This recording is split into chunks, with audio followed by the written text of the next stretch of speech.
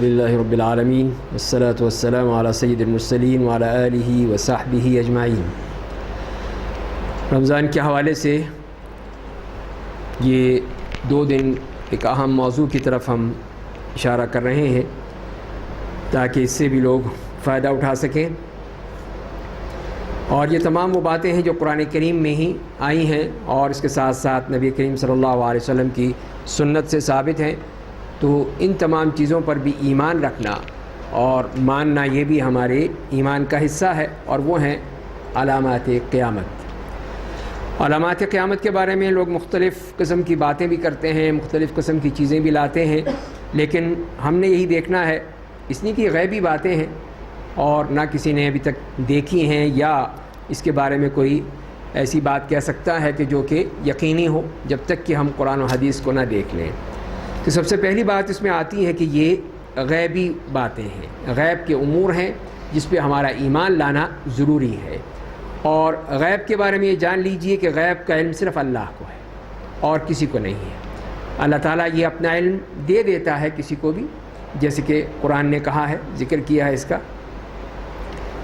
تو اسی لیے پھر ہم جب یہ چیزیں پڑھتے ہیں قرآن کریم میں، احادیث میں، تو ہمارا اس پر ایمان لانا لازمی ہو جاتا ہے کہ ہم اس پر ایمان لے آئیں، اس لیے کہ ہماری صفت ہی سب سے پہلی یہی ہے کہ یؤمنون بالغیب، کہ غیب پر ایمان رکھتے ہیں۔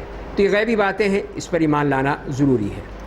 دوسری بات یہ ہے کہ قیامت کی علامات پہ ایمان لانا یہ قیامت پر ایمان لانے کے مترادف ہے، کہ اگر آپ قیامت پر ایمان رکھتے ہیں، جیسے کہ ہم سب اس کے کہنے والے ہیں، والیمان بالیوم الاخر، ہم جو پڑھتے ہیں ایمان کے ارکان میں سے، اس میں یہ کہتے ہیں کہ قیامت پر ایمان رکھنا، اور ایمان بعث بعد الموت، اور قیامت کے دن اٹھیں گے اس کے بارے میں بھی ایمان رکھتے ہیں۔ تو یہ ہم ہمارے ایمان کا حصہ ہے، تو اسی لیے پھر یہ علامات قیامت بھی اسی لیے ضروری ہیں، اور اس کی طرف اشارہ جیسے کہ قرآن نے بھی کیا، وَعِندَهُ مَفَاتِحُ الْغَيْبِ لَا يَعْلَمُهَا إِلَّا هُوَ، اور اسی طرح وہاں سورہ لقمان میں کہا ان اللہ عنده علم الساعة وينزل الغيث ويعلم ما في الارحام وما تدري نفس ماذا تكسب غدا وما تدري نفس بأي ارض تموت ان اللہ علیم خبیر۔ تو اسی کو بھی حدیث میں بیان کیا گیا۔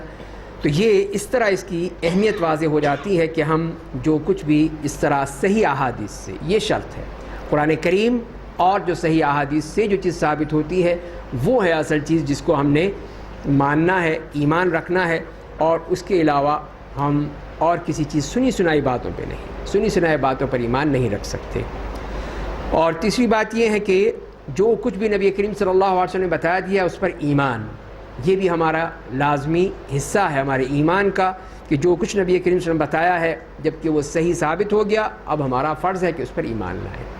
اب اس کے بعد یہ کہنا غلط ہوگا کہ نہیں میری عقل نہیں مانتی، میری سمجھ میں نہیں آتا، میں اس کو نہیں مان سکتا، تو یہ سب غلط بات ہے، یہ تصور ہی غلط ہے، اس لیے کہ یہ غیبی امور ہے، غیبی امور میں عقل کا کوئی بھی حصہ نہیں ہے، اس لیے کہ تو غیب ہے۔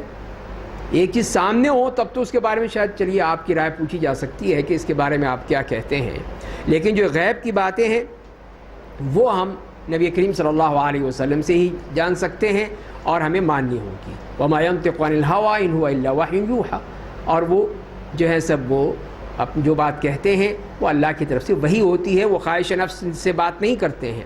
تو یہ ہے نبی کریم صلی اللہ علیہ وسلم کا معاملہ کہ ہم ان کی ہر بات پر ایمان لا کر اس کے مطابق ہی چلتے ہیں۔ اب آئیے علامات کی طرف۔ اب اس میں علامات کو دیکھتے ہیں، تو ایک تو وہ ہیں وہ علامات قیامت کی جو کہ گزر چکی ہیں، ہو چکی ہیں، آ چکی ہیں اور ان کا ظہور ہو چکا ہے، جیسے کہ نبی کریم صلی اللہ علیہ وسلم کی بعثت ہے، آپ کی وفات ہے، بیت المقدس کی فتح ہے، حجاز میں آگ کا ظہور ہونا ہے، تو یہ تو وہ ہیں جو ہو چکی۔ نمبر 2 وہ ہیں جو کہ مسلسل چلی آ رہی ہیں، یہ ہوتی رہیں گی، چلتی رہیں گی، جیسے زلزلوں کی کثرت ہے، مس کا ہونا ہے، قذف کا ہونا ہے، اور امانت کا ضائع ہونا ہے، غیر مستحق افراد کو منصب کا ملنا ہے، علم کا اٹھا لینا ہے، جہالت کی کثرت ہے، یہ سب وہ ہیں جو کہ مسلسل چل رہی ہیں علامات۔ تیسری وہ علامات ہیں جو کہ بڑی علامتیں ہیں، علامات کبریٰ جنہیں کہا جاتا ہے، جس میں دجال کا نکلنا ہے، حضرت عیسیٰ علیہ السلام کا آنا ہے، حضرت مہدی علیہ السلام کا آنا ہے، یاجوج و ماجوج کا ظہور ہے، یہ تمام جو ہے یہ علامات کبریٰ کہلاتی ہیں۔ تو بہرحال یہ تو اس طرح بھی تقسیم کیا جا سکتا ہے، اور صرف اس طرح بھی تقسیم کیا جا سکتا ہے کہ ہم یہ دیکھیں کہ علامات صغریٰ کیا ہیں اور علامات کبریٰ کیا ہیں۔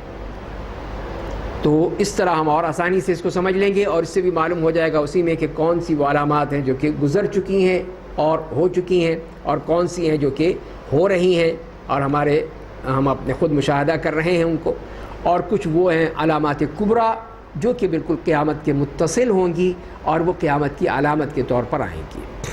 تو لہذا ہم جو یہ دوہری تقسیم ہے اسی کے حوالے سے ہی بات کریں گے کہ پہلے علامات صغریٰ۔ علامات صغریٰ میں سب سے پہلی چیز جو ہے وہ نبی کریم صلی اللہ علیہ وسلم کی بعثت۔ علامات صغریٰ میں اسی لیے صغریٰ سے مراد ہے کہ اس کی اہمیت کم کرنے کا اس سے مراد نہیں ہے، بلکہ اس سے مراد یہ ہے کہ یہ وہ چیزیں ہیں جو کہ بہت کافی عرصے پہلے ہو گئیں، اور علامات کبریٰ وہ ہیں جو کہ بہت ہی متصل ہیں، اس لحاظ سے وہ صغریٰ اور کبریٰ کا اسے کہا گیا ہے، لیکن یہ سب قیامت ہی کی علامتیں ہیں، قیامت ہی کی نشانیاں ہیں۔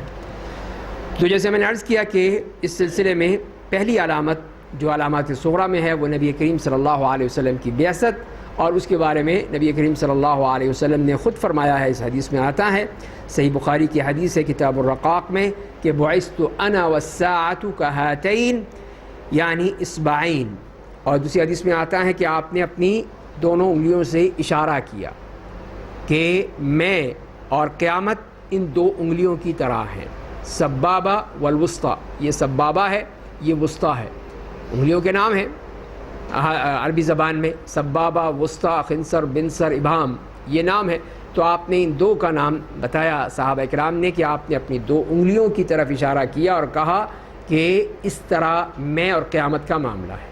یعنی اس کا مطلب کیا ہوا کہ جیسے ان دونوں انگلیوں کے درمیان کوئی چیز نہیں ہے، ان کے درمیان کوئی اور انگلی نہیں ہے، کوئی اور چیز نہیں ہے، اسی طرح میرا اور قیامت کا معاملہ ہے کہ جب میں آؤں گا تو پھر اس کے بعد قیامت ہی آئے گی۔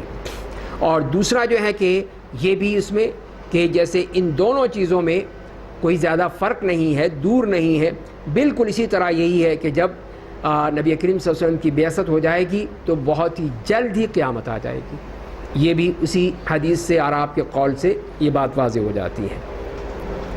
تو لہذا یہ اور تمام احادیث میں جس طرح آیا ہے اس میں یہی نظر آتا ہے کہ نبی کریم صلی اللہ علیہ وسلم کے بعد اب کوئی نبی نہیں ہے، اب خاتم النبیین ہے، اور اس کے بعد پھر قیامت کا آنا ہے۔ تو یہی سب سے بڑی آپ کی ظہور ہی علامت بن گئی کہ نبی کریم صلی اللہ علیہ وسلم آ گئے، اب آپ کے بعد قیامت آئے گی، کوئی نبی نہیں آئے گا۔ یہیں سے آپ کا یہ بھی واضح ہو گیا کہ آپ کے بعد کوئی نبی نہیں ہے، کوئی رسول نہیں ہے، جو دعویٰ کرتا ہے وہ جھوٹا ہے، کذاب ہے، دجال ہے، وہ نبی نہیں ہو سکتا۔ اور ایک اور حدیث میں بھی آپ کہتے ہیں کہ انا الحاشر یحشر الناس علی قدمی، کہ میں حاشر ہوں، یعنی جس کے بعد پھر حشر ہی آئے گا۔ تو یہی ہے، آپ وہی حاشر کہہ رہے ہیں کہ میں وہ حاشر ہوں کہ میرے بعد ہی لوگ اس طرح حشر تک پہنچیں گے۔ وَأَنَا الْعَاقِبُ، یہ بھی آپ نے فرمایا کہ عاقب جو کہ سب کے بعد آتا ہے، وہ تمام انبیاء کرام کے حوالے سے کہ تمام انبیاء کرام کے بعد آپ کا مقام ہے اور آپ تشریف لائے ہیں، اور آپ کے بعد اب کوئی نہیں آئے گا۔ تو اس طرح ہم یہ دیکھیں کہ پہلی علامت یہ ہوئی کہ نبی کریم صلی اللہ علیہ وسلم کی بعثت۔ نمبر 2، دوسری علامت ہے چاند کا 2 ٹکڑے ہونا۔ چاند کا 2 ٹکڑے ہونا وہ بھی ان علامات صغریٰ میں سے ہے جو گزر چکی ہیں، اور اس کے بارے میں جیسے کہ ارشاد باری تعالیٰ ہے، اقتربت الساعۃ وانشق القمر وَإِن يَرَوْا آيَةً يُعْرِضُوا وَيَقُولُوا سِحْرٌ مُسْتَمِرٌ، کہ قیامت قریب آ چکی ہے اور چاند 2 ٹکڑے ہو چکا ہے، اور وہ جو بھی آیت دیکھتے ہیں، علامت دیکھتے ہیں تو منہ پھیر لیتے ہیں اور کہتے ہیں کہ تو مسلسل جادو ہے، جادو کا سلسلہ چلا آ رہا ہے۔ اور اس کے بارے میں حدیث میں آتا ہے کہ نبی کریم صلی اللہ علیہ وسلم کے زمانے میں جب آپ منی میں تھے کہ ایک دم چاند 2 ٹکڑے ہو گیا، ایک کا ٹکڑا ایک پہاڑ کے ایک طرف تھا، دوسری طرف دوسرا تھا، تو آپ نے فرمایا کہ اشہدو، دیکھ لو، گواہی دو اس کی، یہ دیکھو یہ چاند 2 ٹکڑے ہو چکا ہے۔ اور ایک اور حدیث میں بھی یہ آتا ہے کہ اہل مکہ نے کہا تھا کہ ہمیں آپ نشانی دکھائیے کوئی، تو آپ صلی اللہ علیہ وسلم نے ان کو یہ نشانی دکھا دی کہ جب چاند 2 ٹکڑے ہو گیا تھا۔ تو قرآن نے جو فرمایا ہے اس سے مراد بھی یہی ہے، چاند کے 2 ٹکڑے ہونا۔ اور پھر نبی کریم صلی اللہ علیہ وسلم کی اس حدیث سے بھی یہ معلوم ہوتا ہے کہ اس طرح وہ ان کو دکھانے کے لیے معجزہ، لیکن جیسے قرآن نے کہا کہ انہوں نے فوراً کہہ دیا تو جادو ہے، ماننے کی کوشش ہی نہیں کی، فوراً اس کو جادو بنا دیا۔ تو لہذا یہ چیز بھی ہم دیکھتے ہیں کہ یہ نبی کریم صلی اللہ علیہ وسلم کے معجزات میں سے ایک معجزہ بھی ہے اور قیامت کی علامتوں میں سے علامت بھی ہے، اس لیے کہ اللہ تعالیٰ نے یہی فرمایا کہ اقتربت الساعہ، کہ قیامت قریب آ چکی ہے۔ تو اس لیے پھر ہم یہ کہیں گے کہ یہ بھی قیامت کی علامتوں میں سے ایک علامت ہے، اور وہ ہے چاند کا 2 ٹکڑے ہو جانا۔ تیسری چیز آتی ہے، تیسری علامت وہ ہے حجاز کی وہ آگ، جو کہ جس سے شام کا علاقہ ہے بصرہ، وہاں کے جو اونٹ ہیں ان کی گردنیں بھی روشن ہو گئیں۔ یہ جیسے کہ الفاظ آتے ہیں حدیث کے کہ جس میں آپ فرماتے ہیں کہ لا تقوم الساعة حتى تخرج نار من ارض الحجاز تضيء اعناق الابل ببصرى، کہ قیامت اس وقت تک قائم نہیں ہوگی جب تک کہ ارض حجاز میں سے آگ نہ نکلے جس کی روشنی سے بصرہ کے اونٹوں کی گردنیں روشن ہو جائیں گی۔ تو اب یہ کیا ہے، اس کے بارے میں امام نووی فرماتے ہیں کہ ہمارے زمانے میں سن 654 ہجری میں بہت ہی زبردست آگ نکلی تھی مدینے کے مشرقی حصے میں وراء الحرہ، اور تمام لوگوں نے بتایا جو بھی سب آئے کہ متواتر یہ خبر تھی کہ اس طرح یہ آگ نکلی تھی وہاں مدینے میں، یا ہو سکتا ہے کوئی آتش فشاں پھٹا ہو، اس کا لاوا تھا جو بہتا رہا۔ اور دوسری ایک اور مورخ بھی کہتے ہیں، ابن کثیر ان کی روایت نقل کرتے ہیں کہ سن 654 میں جمعے کا دن تھا، 5 جمادی الثانی تھی، تو وہاں پہ مدینہ منورہ کی بعض وادیوں میں اس طرح کی آگ نکلی، اور جس کا طول 4 فراسخ اور چوڑائی جو تھی وہ 4 میل کے برابر تھی، اور اس طرح وہاں پہ چٹانیں اس طرح بہہ رہی تھیں جیسے کہ پگھلا ہوا سیسا ہوتا ہے یا پگھلا ہوا تانبا ہوتا ہے، اور اس کے بعد پھر وہ بالکل سیاہ کوئلے کے مانند ہو جاتی تھیں، اور اس کی جو روشنی تھی وہ بہت دور سے نظر آتی تھی، جو اس نے آگ جل رہی تھی، بھڑک رہی تھی۔ اور انہوں نے کہا کہ یہ 1 مہینے تک وہ جاری رہی، 1 مہینے تک وہ آگ اسی طرح بھڑکتی رہی اور وہ روشنی وہ دیکھتے رہے۔ تو یہ بھی پھر ہم کہہ سکتے ہیں جیسے کہ ان مورخین نے بھی بتایا کہ یہ وہ آگ تھی جو کہ ارض الحجاز آپ نے جیسے فرمایا تھا، اور اس کی شدت جیسے آپ نے بتائی کہ شام میں جو بصرہ کا علاقہ وہاں تک اس کی روشنی کو لوگ دیکھیں گے، یا وہاں کے اونٹ بھی اس سے روشن ہو جائیں گے۔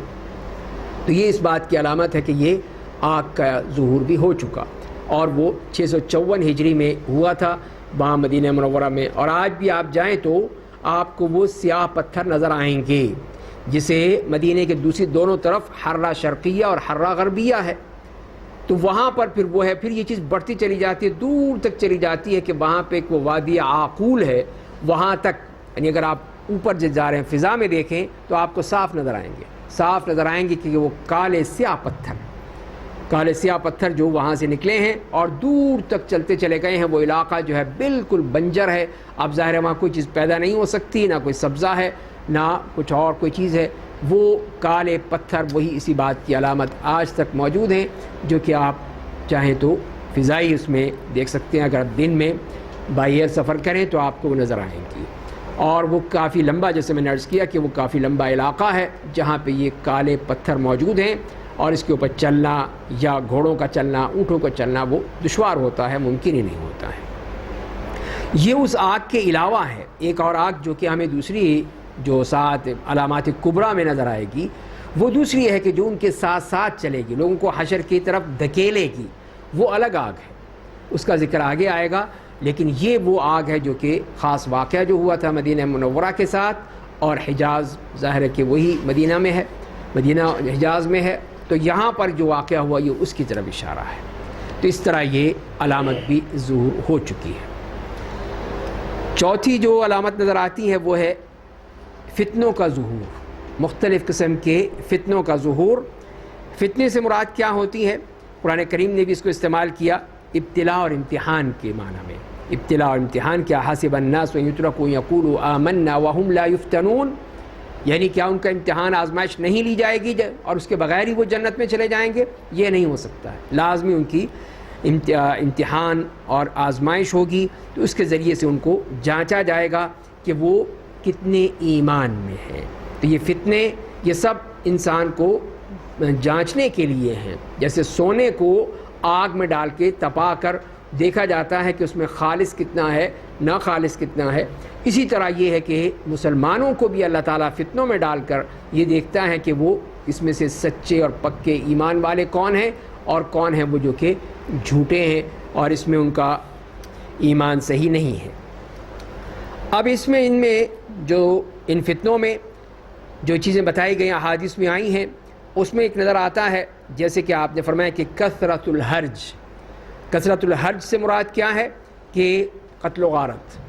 قتل و غارت ہے، بدامنی ہے، لڑائی جھگڑا ہے، فساد ہے، قتال ہے، بڑھتا چلا جاتا ہے، اور اسی کی وجہ سے انسان اس حد تک پریشان ہو جاتا ہے کہ وہ شام کو مسلمان ہے تو صبح کافر ہے، صبح کو مسلمان ہے تو شام کو وہ کافر ہو جاتا ہے. تو یہ انہی مصائب کی بنا پر، انہی مشکلات کی بنا پر کہ وہ جو حالات ایسے بگڑ جائیں گے، حالات اتنے بری طرح ہو جائیں گے کہ آدمی سوچ نہیں سکے گا، سمجھ نہیں سکے گا کہ میں کیا کروں. اب آج کل کے حالات میں سیناریو میں دیکھ لیجیے آپ کہ کس طرح یہ مسلمان ممالک میں حالات بگڑتے چلے جا رہے ہیں. مصر میں پوری کوشش کی گئی انہوں نے، لیکن حالات جو ہیں وہ بگڑتے چلے گئے. آپس کی چپقلش، لڑائی جھگڑا، فساد، قتل و غارت، کتنے لوگ مارے گئے. فلسطین میں آپ دیکھ رہے ہیں کس طرح ان کے اوپر بمباری ہو رہی ہے، 1000 سے اوپر وہ مر چکے ہیں، قتل ہو چکے ہیں، اور گھروں پہ ان کے بمباری ہو رہی ہے. شام میں دیکھ لیجئے کہ شام میں بھی اسی طرح آپس میں وہاں پہ جنگ ہے حکومت کے ساتھ، اور جو دوسرے جو لوگ چاہتے ہیں کہ اس کو بدلیں ان کو تو روزانہ، اور وہ 4 سال ہو چکے ہیں مسلسل یہ اس طرح کا سلسلہ جاری ہے. وہ مر رہے ہیں، کٹ رہے ہیں. عراق میں آپ دیکھ لیجئے کہ وہاں پر بھی اب وہ نیا شوشہ چھوڑا گیا ہے دولت الاسلامیہ کے نام سے، اس کی وجہ سے وہاں پر بھی وہ قتل و غارت اور بڑھتا چلا جا رہا ہے. پہلے وہ شیعہ سنی کے نام سے تھا، تو اب وہ اسلامک یہ جو حکومت قائم کی ہے ISIS جو آئی ہے، داعش جسے کہتے ہیں عربی میں، وہ اس کی وجہ سے وہاں پہ بھی پھر اور بڑا فتنہ پیدا ہو گیا ہے. تو یہ دیکھ لیجئے کہ یہ ہیں سب اس طرح کے فتنے. یہ کبھی کہیں ہیں، کبھی کہیں ایک جگہ نہیں ہوتے. افغانستان، کبھی پاکستان، یہ علاقے جو تھے اس میں یہ فتنوں کا ظہور تھا. یہاں قتل و غارت جو اب بھی جاری ہے وہ چیزیں جاری تھیں تو وہ موجود تھی. تو یہ سب اسی بات کی علامت ہے کہ یہ سب وہ قیامت کی علامتوں میں سے ہیں کہ یہاں پہ وہ امن و امان کے بجائے قتل و غارت اور اس قسم کی چیزیں جو ہیں وہ بڑھتی چلی جائیں گی. جیسے کہ انس کی حدیث میں آتا ہے کہ ہم آئے، یہ بعض تابعی کہتے ہیں زبیر ابن عادی، کہ ہم انس ابن مالک رضی اللہ تعالیٰ عنہ کے پاس آئے، ظاہر صحابی ہیں، اور انہیں بتایا کہ دیکھیں حجاج ابن یوسف کے ذریعے سے ہمیں کیا کچھ ہمارے اوپر ظلم و ستم ہو رہا ہے، تو بتائیے ہم کیا کریں. یہ پریشان ہو کر ان کے پاس آئے کہ یہ صحابی رسول ہیں، ہمیں کوئی اس بارے میں واضح بات بتائیں گے. تو انہوں نے فرمایا کہ اصبروا فإنه لا يأتي عليكم زمان إلا الذي بعده شر منه حتى تلقوا ربكم سمعته من نبيكم صلی اللہ علیہ وسلم. تو حضرت فرماتے ہیں کہ صبر کرو، اس لیے کہ تم پر کوئی بھی وقت آئے گا مگر جو اس کے بعد ہوگا وہ اس سے بدترین ہوگا، اس سے بدترین ہوتا چلا جائے گا، یہاں تک کہ تم اپنے رب سے ملاقات کرو، اور یہ میں نے تمہارے نبی سے سنا ہے صلی اللہ علیہ وسلم. تو اس طرح حضرت انس نے ان کو بتایا کہ یہ تو ہوگا. آج تم حجاج ابن یوسف کا ہی رونا رو رہے ہو، کل اس کے بعد آئے گا تو وہ اور اس سے بڑھ کر آئے گا. تو یہ آپ دیکھ سکتے ہیں اس طرح کہ اس میں آئے. اور بعض لوگوں نے اس پہ لکھا ہے کہ بیچ میں عمر ابن عبدالعزیز کا بھی آتا ہے پیریڈ، جو کہ بہت ہی نیک آدمی تھے، بہت ہی نیک آدمی، حتیٰ کہ ان کو خلفائے راشدین کی سیریز میں لکھا جاتا ہے یا ان کو کہا جاتا ہے کہ وہ 5ویں خلیفہ راشد تھے. تو وہ ایک بیچ میں وہ آ گیا، لیکن مطلب یہ ہے کہ پورا جو وہ خاندان تھا یا پورا جو عہد تھا وہ عہد ظلم و ستم کا تھا. تو یہی ہے کہ وہ چیز بڑھتی چلی گئی، ختم نہیں ہوئی.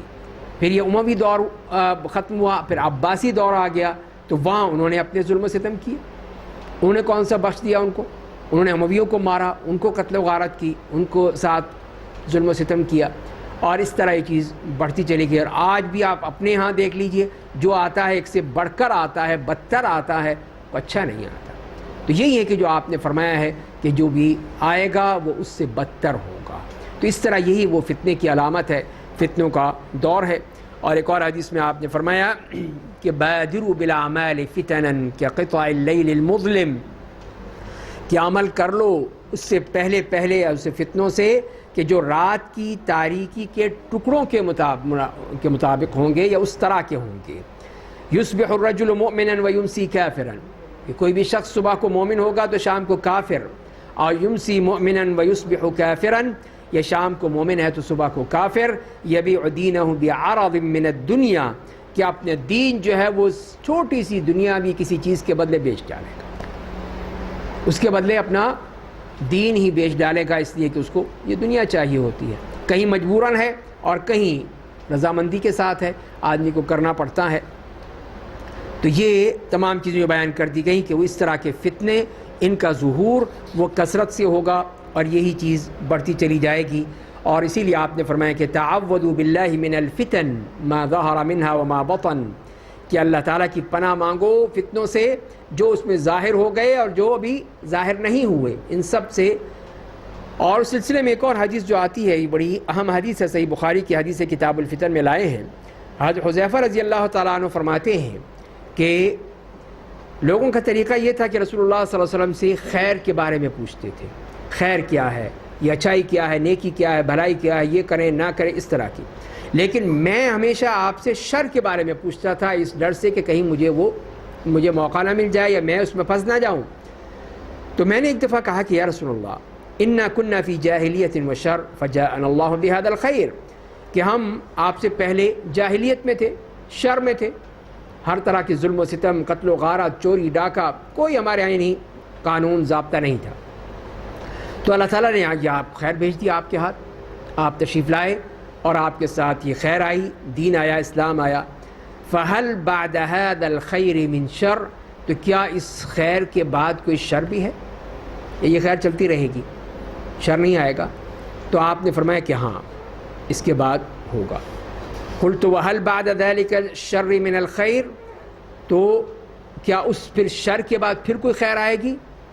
تو آپ نے فرمایا کہ نعم وفیہ دخن، کہ ہاں آئے گی، خیر بھی آئے گی، لیکن اس میں کیا ہوگا؟ ملاوٹ ہوگی. دخن اسے دھواں ہوتا ہے، دھوئیں کی طرح، مطلب یہ چیز واضح نہیں ہوتی، تو ایک طرح سے ملاوٹ کہہ لیجئے. قلت وما دخنہ، تو میں نے پوچھا کہ یا رسول اللہ پھر وہ کیا ہے، اس کی ملاوٹ کیا ہے، یا اس میں جو آپ کہہ رہے ہیں کہ ابہام کی صورت ہوگی وہ کیا ہے؟ تو آپ نے فرمایا کہ قوم یہدون بغیر ہدی تعرف منہم وتنکر، کہ آپ نے فرمایا کہ ایسے لوگ ہوں گے جو کہ بغیر کسی طریقے کے چلیں گے، بغیر کسی ہدایت کے چلتے چلے جائیں گے. اب تم ان میں سے کوئی اچھی باتیں بھی پاؤ گے اور بری باتیں بھی پاؤ گے، دونوں طرح ہوگا، یعنی ملی جلی چیزیں ہوگی. یہی دخن جو فرمایا آپ نے کہ ایسے لوگ ہوں گے جو کہ اچھا برا دونوں ہی چل رہے ہیں، نیکیاں بھی ہیں، برائیاں بھی ہیں، اچھائیاں بھی ہیں، برائیاں بھی ہیں، دونوں طرح چل رہے ہیں. جیسے کہ ہم نے دیکھا ان اموی دور میں یا عباسی دور میں. تو اس کے بعد پھر کہتے ہیں کہ پھر میں نے پوچھا کہ اس خیر کے بعد بھی کچھ شر آئے گا. یہ جو آپ نے خیر کا ذکر کیا ہے ملاوٹ والی، تو آپ نے فرمایا کہ ہاں نعم دعات علی ابواب جہنم من اجابہم الیہا قذفوہ فیہا، کہ ہاں جہنم کے طرف بلانے والے جو بھی ان کی بات سنے گا وہ اس کو اٹھا کے جہنم میں پھینک دیں گے. یہ وہ لوگ ہوں گے کہ دعات علی ابواب جہنم، کہ جہنم کے دروازوں کی طرف بلانے والے، آؤ آؤ ہماری طرف آؤ، اور لوگ چلیں گے. اب یہ دیکھ لیجیے اس کی مثالیں جو آتی ہیں آج کل کے دور میں.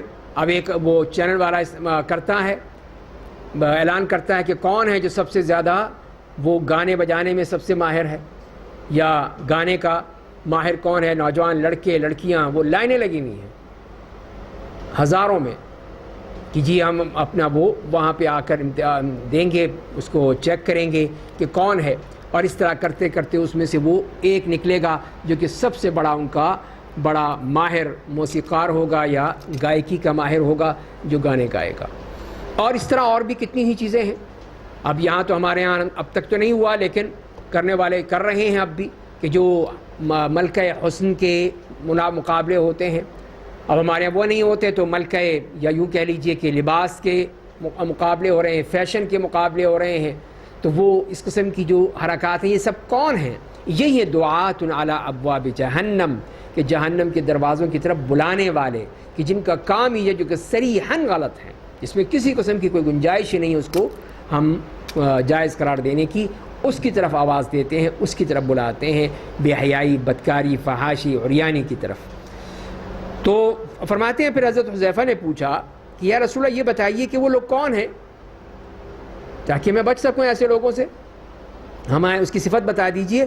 قال هم من جلدتنا ويتكلمون بألسنتنا، کہ وہ ہمارے ہی لوگوں میں سے ہوں گے، ہماری ہی زبان بولتے ہوں گے، باہر سے نہیں آئیں گے وہ لوگ، ہم میں سے ہی ہوں گے، لیکن ان کا کام یہ ہوگا کہ وہ اس طرح لوگوں کو اس جہنم کی طرف بلانا، جہنمی اعمال کی طرف، جہنمی چیزوں کی طرف، اور یہ ان کا کام ہوگا اور اسی کی طرف وہ کوشش کر رہے ہوں گے۔ تو اب پوچھتے ہیں حضرت حذیفہ پھر یا رسول اللہ پھر میں کیا کروں ایسے موقع پر؟ پھر ایسا موقع آ جائے تو پھر مجھے کیا کرنا ہوگا؟ قال فاعتزل تلك الفرق كلها ولو ان تعض باصل شجرة حتى يدركك الموت وانت على ذلك، تو آپ نے فرمایا کہ پھر تمام ان گروہوں کو چھوڑ دو، سب کو ترک کر دو، کسی کے ساتھ مت جاؤ، اور چاہے تمہیں پھر درخت کی جڑوں کو چبانا پڑے اور یہاں تک کہ تمہیں موت آ جائے اور تم اسی حالت میں ہو، سب کو چھوڑ دو۔ تو یہ ہے وہ فتنے کا جو ماحول ہے، فتنے کے علاقے ہیں یا فتنے کی زمانہ ہے، اس میں کیا کرنا ہے وہ یہ آپ نے بتا دیا ہے کہ اس میں سب کو چھوڑنا ہے۔ اس فتنے کے دور میں پھر آپ کہیں کہ نہیں جی فلاں کے پیچھے چلو، فلاں کے پیچھے چلو، فلاں جماعت، فلاں پارٹی، فلاں حزب، اس کے پیچھے چلیں، تو فرمایا کہ وہ فتنے میں پڑ رہی ہیں تو پھر اس سے بچنا ہی بہتر ہے، کہ اس سے بچ کے پھر آدمی اپنی جو بھی ہو، اسی لیے یہاں تک کہ ایک اور روایت میں آتا ہے کہ جس طرح گھر کی چٹائی ہوتی ہے، وہ باہر نہیں جاتی، وہیں بچھی رہتی، اس طرح تم گھر کی چٹائی بن جاؤ اور گھر میں ہی رہو اور اسی میں ہو، تاکہ کسی فتنے میں کہیں ملوث نہ ہو۔ تو لہذا فتنوں کے دور سے اس طرح ہمیں بچنے کا حکم دیا گیا اور واضح کر دیا گیا کہ یہ وہ طریقہ ہے، یہ وہ علامات ہیں کہ اس قسم کے فتنے جو ہیں وہ بڑھتے چلے جائیں گے اور انسان کو اپنی لپیٹ میں لیتے چلے جائیں گے۔ جی حافظ صاحب کتنے ہو گئے؟ 4 ہو گئے۔ جی کون کون سے؟ ہاں بھائی فہد یاد ہے؟ نہیں یاد؟ جی بھول گئے؟ ہاں بھائی فہیم الرحمن؟ جی ہاں ایک آگ ہو گئی۔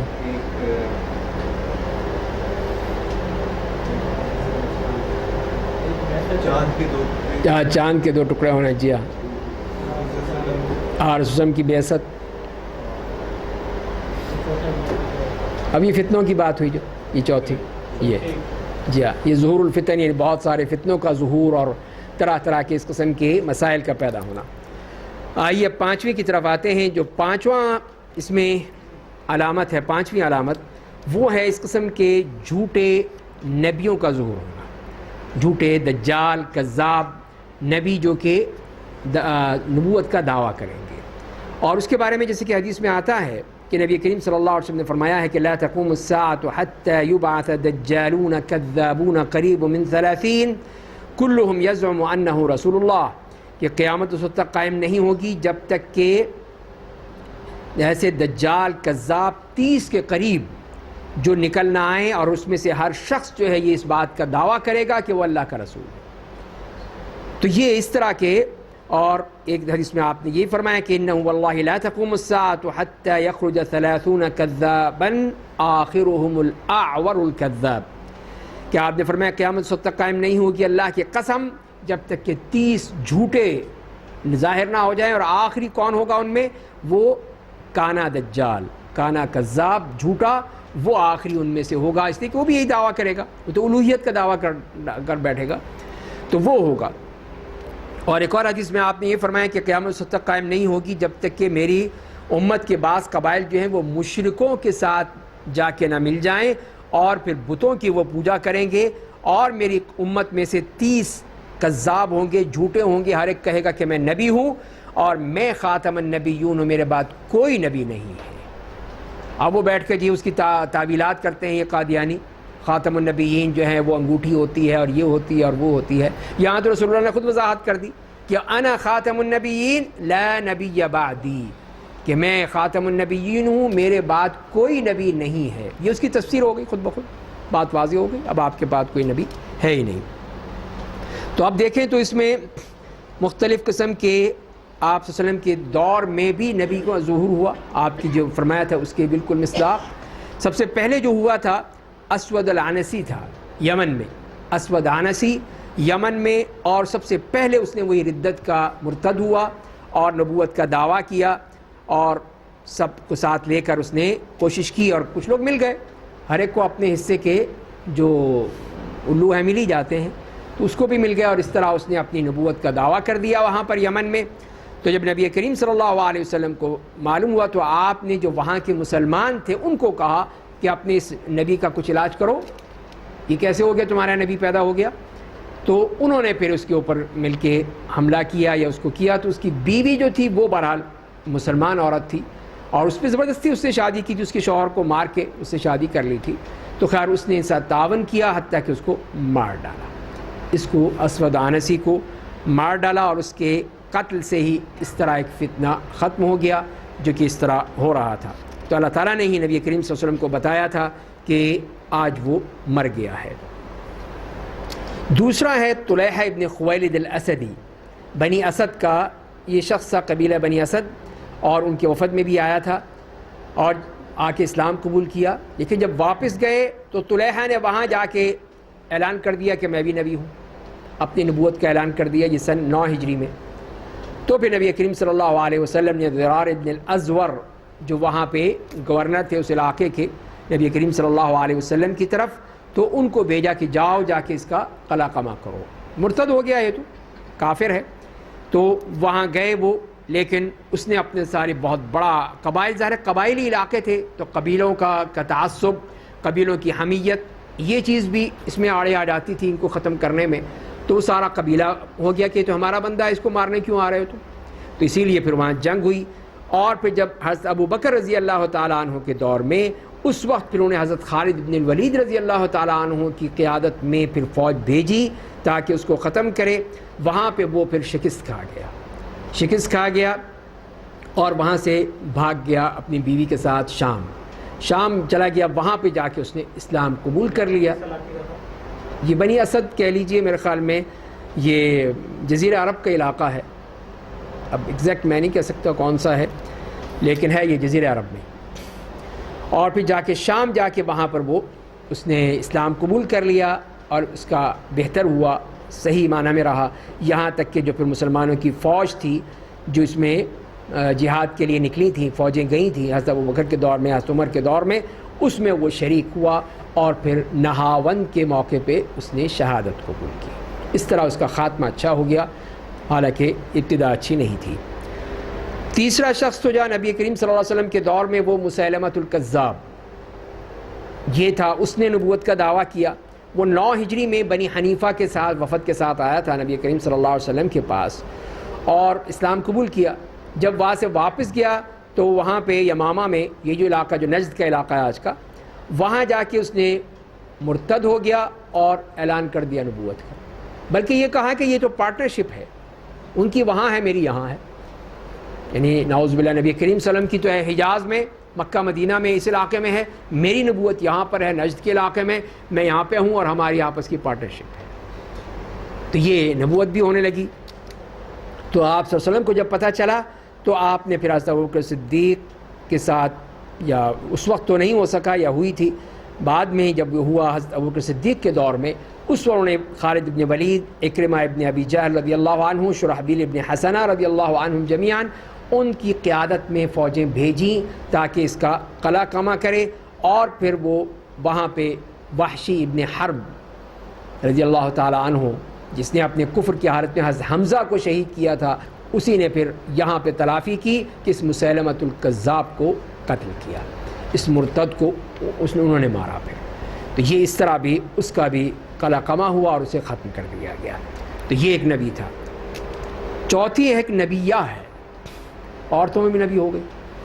ان کو بھی جوش چڑھا کہ ہمارے میں تو مردوں میں سارے نبی بن جاتے ہیں، عورتوں میں کوئی بنتی نہیں ہے. تو انہوں نے بھی ایک عورت بھی بن گئی، سجاح بنت الحارث التغلبیہ، بنی تغلب کی یہ عورت تھی. اور یہ عرب جو عیسائی عرب تھے، عیسائیوں میں سے ان میں سے تھی. اور اس نے پھر نبی کریم صلی اللہ علیہ وسلم کی وفات کے بعد اس نے نبوت کا دعویٰ کر دیا کہ مردوں میں تو ہوتی تھی، عورتوں میں کوئی آئی نہیں، آج تو میں آ گئی ہوں، تو لہذا میں نبی ہوں. تو وہ یہ نبیہ تھی. اور اس نے پھر آخر میں جتنے بھی آس پاس کے قبیلے تھے ان کو بھی لیا، اور یہاں تک کہ اس وقت وہ یمامہ چلی گئی، مسیلمہ سے دوستی ہو گئی، اس سے شادی کر لی، نبی اور نبیہ کی شادی ہو گئی، دونوں اب اس میں ہو گئی. لیکن جب یہ مسیلمہ کو قتل کر دیا گیا تو وہ پھر واپس چلی گئی اپنی قوم میں بنی تغلب میں، اور وہاں جا کے پھر اس کو ہوش آیا اور اس نے اسلام قبول کر لیا، اور پھر بصرہ چلی گئی تھی عراق، وہیں پہ اس کا انتقال ہوا. تو اس کا خاتمہ بھی اسلام پر ہوا. اور پھر تابعین کے دور میں مختار ابن ابی عبید الثقفی ہے، اس نے اس کا دعویٰ کیا، نبوت کا دعویٰ کیا، اور وہ تشیع بھی کا اظہار کیا کہ میں شیعہ میں سے بھی ہوں. تو شیعہ جو تھے وہ بھی ساتھ مل گئے اس کے. اور وہ حضرت محمد ابن الحنفیہ حضرت علی کے صاحبزادے تھے، ان کی امامت کا اعلان کرتا تھا اور لوگوں کو اس کی طرف بلاتا بھی تھا، اور یہ کہتا تھا کہ حضرت جبریل علیہ السلام اس کے پاس آتے ہیں. اور اس طرح اس نے کوفہ اور جتنی بھی آس پاس کے علاقے تھے ان پہ قبضہ کر کے جنہوں نے حضرت حسین کے خلاف جنگ کی تھی ان سب کو مار دیا، قتل کر دیا. اور اس طرح مصعب ابن زبیر رضی اللہ تعالیٰ عنہ ان سے بھی ہوئے، یہاں تک کہ یہ مختار بھی مارا گیا، ختم ہو گیا، اور مسلمانوں کو سکون ملا. اور اسی طرح پھر حارث ابن سعید الکذاب کا ذکر آتا ہے دمشق میں. اس نے وہاں پر بھی اپنی نبوت کا دعویٰ کیا، اور اس وقت اموی خلیفہ عبد الملک ابن مروان کی حکومت تھی. اب جب انہیں پتہ چلا تو انہوں نے پھر پوچھا، پتہ کیا کون ہے یہ، کیا مسئلہ ہے اس کا. پھر ایک باقاعدہ ایک شخص کو اپائنٹ کیا کہ وہ جائے پتہ کرے، اور اس نے بہرحال کسی طرح پہنچ کیا اندر. وہ ہر ایک کو جانے بھی نہیں دیتے تھے اس کے پاس، لیکن اس نے اس طرح اس کے ساتھ تعلق قائم کیا کہ اس نے تمام خبر لے کر آیا عبد الملک کے پاس کہ یہ واقعی یہ شخص جو ہے وہ مرتد ہے اور نبوت کا دعویٰ کرتا ہے. تو پھر عبد الملک نے بلوایا اس کو، فوج کے ذریعے سے پکڑا، اس کو پہنچا، اور پھر اسے کہا کہ تم ایمان یعنی توبہ کرو اور ایمان لے آؤ نبی کریم صلی اللہ علیہ وسلم پر تو چھوڑ دیں گے، ورنہ نہیں چھوڑیں گے. لیکن وہ نہیں مانا. اس کو جیل میں بھی ڈالا اور کافی اس کو سمجھایا بھی، علماء سے کہا اس کو سمجھائیں، بتائیں کہ یہ کیا اتنا بڑا جرم کر رہا ہے. جب نہیں مانا تو اس نے پھر اس کو سولی پہ چڑھا دیا، ختم کر دیا. تو یہ وہ خلفاء تھے جو اس بات کا خیال رکھتے تھے کہ اس قسم کی جو غلط چیزیں ہیں اس کا قلع قمع کریں. اور آج کل کے دور میں تو آپ جانتے ہی ہمارے اس علاقے سے بھی جو ہے یہ بھی جھوٹی نبوت کے اس اندھیرے سے منور ہو چکا ہے. تو اسی میں غلام احمد قادیانی جیسا شخص جو یہاں پر ہوا اور اس نے بھی دعویٰ کر دیا نبوت کا، اور طرح طرح کے اس کے وہ ہیں، لمبا موضوع ہے. صرف یہ میں کہنا چاہتا ہوں کہ اس نے خود ہی اپنے بارے میں جو دعویٰ کیا تھا یا اپنے بارے میں جو اس نے پیشین گوئی کی تھی اسی کے مطابق اس کا خاتمہ ہو گیا. اور وہ ہوا تھا حضرت مولانا ثناء اللہ امرتسری رحمہ اللہ تعالی، جو کہ اس معاملے میں بہت ہی شدت تھے، بہت ہی سخت تھے. کئی مناظرے ہوئے، کئی دفعہ انہوں نے اس کو بتایا، اس کے خلاف بات کی. تو آخر اس نے خود ہی کہا کہ میں اس مولوی سے تنگ آ چکا ہوں، مولوی ثناء اللہ سے. تو اب یہ ہے کہ میں یہ بات کہہ دیتا ہوں کہ اب جو بھی جھوٹا ہوگا وہ سچے کی زندگی میں مر جائے گا، اور اس کو یہ ہوگا وہ ہوگا. لمبا چوڑا اس نے اعلان کیا، اور وہ اپنے صحیفے میں اخبار میں نقل کر دیا اور بتا دیا کہ یہ دیکھو یہ میری پیشین گوئی ہے، اب یہ میاں جو ثناء اللہ ہے مارا جائے گا. لیکن اللہ تعالیٰ نے اس کی یہ دعا قبول کر لی. باقی تو قبول ہوئی یا نہیں، یہ قبول ہو گئی. اور پھر وہ وہیں پر ہی سن 1326 ہجری میں جب اس نے یہ چیلنج دیا تھا یا کہا تھا، وہ وہاں پہ حیض، طاعون اور پتہ نہیں کس کس بیماریوں میں مبتلا ہو کے مر گیا، ختم ہو گیا. اور حضرت ثناء اللہ رحمۃ اللہ علیہ زندہ رہے یہاں تک کہ پاکستان آئے، پاکستان میں ان کا انتقال ہوا، یہاں آ کے انتقال ہوا۔ تو اس طرح معلوم ہو گیا سچا کون جھوٹا کون۔ تو سچے کی زندگی میں جھوٹا ختم ہو گیا، اس نے خود ہی کہا تھا اور وہ خود ہی اس طرح ہو گیا۔ تو اس طرح یہ بتایا جا رہا ہے کہ یہ اس قسم کے دجال اور کذاب ان کا سلسلہ جو ہے وہ جاری رہے گا، اور آخری وہی ہوگا دجال جو کہ ان کا سب کا امام ہوگا، اور وہ آخر میں آئے گا جس کو عیسیٰ علیہ السلام قتل کریں گے۔ وہ ہم ساتھ جو علامات کبریٰ ہیں اس میں ہم دیکھیں گے۔ اب چھٹی علامت کی طرف آئیے، اور وہ اس حدیث کی طرف ہے کہ جس حدیث میں نبی کریم صلی اللہ علیہ وسلم نے جو بتایا تھا حضرت جبریل کو، حضرت جبریل نے جب پوچھا تھا اس حدیث میں کہ قیامت کب آئے گی، تو آپ نے فرمایا کہ تم بھی نہیں جانتے، میں بھی نہیں جانتا۔ مل مسئول عنہا بعالم من السائل، جس سے پوچھا جا رہا ہے وہ سائل سے زیادہ نہیں جانتا، تمہیں نہیں پتہ مجھے بھی نہیں پتہ، لہذا تو انہوں نے کہا کہ اچھا پھر علامتیں بتا دیجئے کوئی۔ تو آپ نے دو علامتیں بیان کی تھی، ایک تو یہ تھا کہ ان تلد الامۃ ربتہا، کہ لونڈی اپنے آقا کو جنے گی، اور دوسری آپ نے یہ فرمایا تھا کہ ان تر الحفاة العراة العالہ رعاء الشاة یتطاولون فی البنیان، کہ پہلی تو یہ ہے کہ لونڈی اپنے آقا کو جنے گی، اور دوسری یہ ہے کہ تم دیکھو گے کہ ننگے پاؤں ننگے جسم فقیر بکریوں کے چرواہے اونچی اونچی بلڈنگوں پر فخر کریں گے۔ یہ دو علامتیں آپ نے اس حدیث میں بیان کی ہیں۔ تو وہی ہم دیکھتے ہیں کہ ان سے مراد کیا ہے۔ تو پہلی بات تو یہ ہے کہ یہ آپ نے جو فرمایا کہ لونڈی اپنے آقا کو جنے گی، تو محدثین کرام نے اس کی مختلف تفسیرات مختلف تعویلات کی ہیں، لیکن جو بظاہر جو معلوم ہوتا ہے اس سے یہ نظر آتا ہے کہ اس وقت اس قسم کے حفظ مراتب اور ادب یہ ختم ہو جائے گا، کہ بیٹی بھی اپنی ماں کے ساتھ اس طرح بات کرے گی کہ وہ بیٹی نہیں اس کی ماں ہے، اس طرح اس پہ حکم چلائے گی، اور اولاد اسی طرح اپنے باپ کے ساتھ اپنی ماں کے ساتھ اپنے بڑوں کے ساتھ اس طرح بدتمیزی کے ساتھ اور اس طرح بات کریں گے کہ یہ باپ نہیں ہے ہمارا غلام ہے۔ تو یہی ایک علامت ہے قیامت کی علامتوں میں سے کہ اس حد تک پہنچ جائے بات کہ اولاد اپنے ماں باپ کے ساتھ اس طرح سلوک کرے جیسے کہ وہ ان کے ماں باپ نہیں ہیں بلکہ ان کے غلام ہیں یا ان کے ہم پلہ ہیں یا ان کے دوستوں کی طرح ہیں۔ تو یہ چیز قیامت کی علامتوں میں سے ہے، جیسے نبی کریم صلی اللہ علیہ وسلم نے بتایا ہے، اور علامت بتائی ان تلد الامۃ ربتہا، کہ لونڈی اپنے آقا کو جنے گی۔ اور دوسری جو آپ نے علامت بتائی تھی، کس طرح تم دیکھو گے کہ ننگے پاؤں ننگے جسم فقیر بکریوں کے چرواہے اونچی اونچی بلڈنگوں میں نظر آئیں گے۔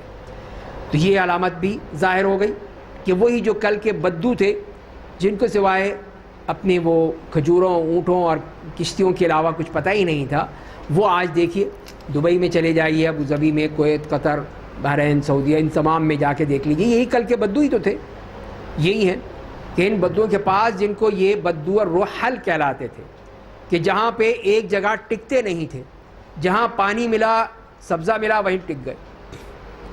پہلے وہ اونٹوں پہ سفر کرتے تھے، اب اونٹ ان کے گاڑیوں میں سوار ہوتے ہیں، وہ گاڑیوں سمیت چلتے ہیں، اونٹ بھی گاڑیوں میں بیٹھ جاتے ہیں ان کے ساتھ ساتھ، اور جا کر پھر وہ ایک جگہ پہ اپنے پڑاؤ ڈال لیتے ہیں۔ اب وہ بھی ختم ہو جا رہا ہے آہستہ آہستہ، اس لیے کہ وہ اب اتنی آسانیاں آ گئیں، اب کون اس گرمی میں اور اس پریشانی میں اس طرح پھرتا رہے، ان کو بھی مزے لگ گئے ہیں اس کے، اس تہذیب کے اور اس پیسے کے دولت کے۔ تو بہرحال آپ دیکھ لیجئے کہ یہی بلڈنگیں اب کہاں تک پہنچ رہی ہیں، ایک دوسرے کی جو فرمایا جا رہا ہے کہ یتطاولون فی البنیان، کہ ایک دوسرے پہ سبقت لے جانے کی، کہ اگر دبئی والے نے 700 میٹر اونچا وہ پلازا بنایا ہے تو سعودیہ والے 1000 میٹر اونچا پلازا بنائیں گے، پورے 1 کلومیٹر والا۔ یہ کیا ہے؟ یہی تو ہے یتطاولون فی البنیان، ایک دوسرے سے آگے بڑھنے کی کوشش اور اسی کے حوالے سے ہی کرنا۔ تو یہ سب وہی قیامت کی علامتوں میں سے ہے کہ لوگ اس طرح یہ کوشش کریں گے کہ اونچی اونچی بلڈنگوں میں، اور تطاول سے مراد یہ وہ تفاخر فخر کرنا، یہ نہیں ہے کہ بس چلو ہو گیا ٹھیک ہے، نہیں، اس پہ فخر بھی ہو رہا ہے۔ یہی تو فخر ہو رہا ہے کہ ان کے یہاں اگر 700 میٹر اونچی ہے یا 800 ہے تو ہم جو ہیں وہ 1000 میٹر اونچی وہ بلڈنگ بنائیں گے، انہوں نے ایسی بنائی ہے تو ہم یہ بنائیں گے۔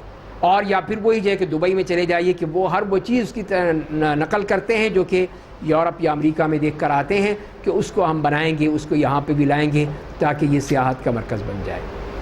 تو یہ تمام چیزیں اس بات کی علامت ہے کہ یہ بھی انہی علامتوں میں سے ہے، قیامت کی علامتوں میں سے، کہ اس طرح لوگ اپنی ان بلڈنگوں کی بڑائی میں، بلڈنگوں کو بڑھانے میں اس میں ہی لگ جائیں گے، اور اسی کے لیے ہی پھر وہ کوشش کرتے رہیں گے بڑھ چڑھ کے، تاکہ یہ چیزیں بڑھتی چلی جائیں۔ اگلے جو 7ویں علامت ہے، 2 علامتیں اس میں بھی آپ کر سکتے ہیں، تو 8ویں کہہ لیجیے یا 7ویں، اس کے بارے میں نبی کریم صلی اللہ علیہ وسلم فرماتے ہیں کہ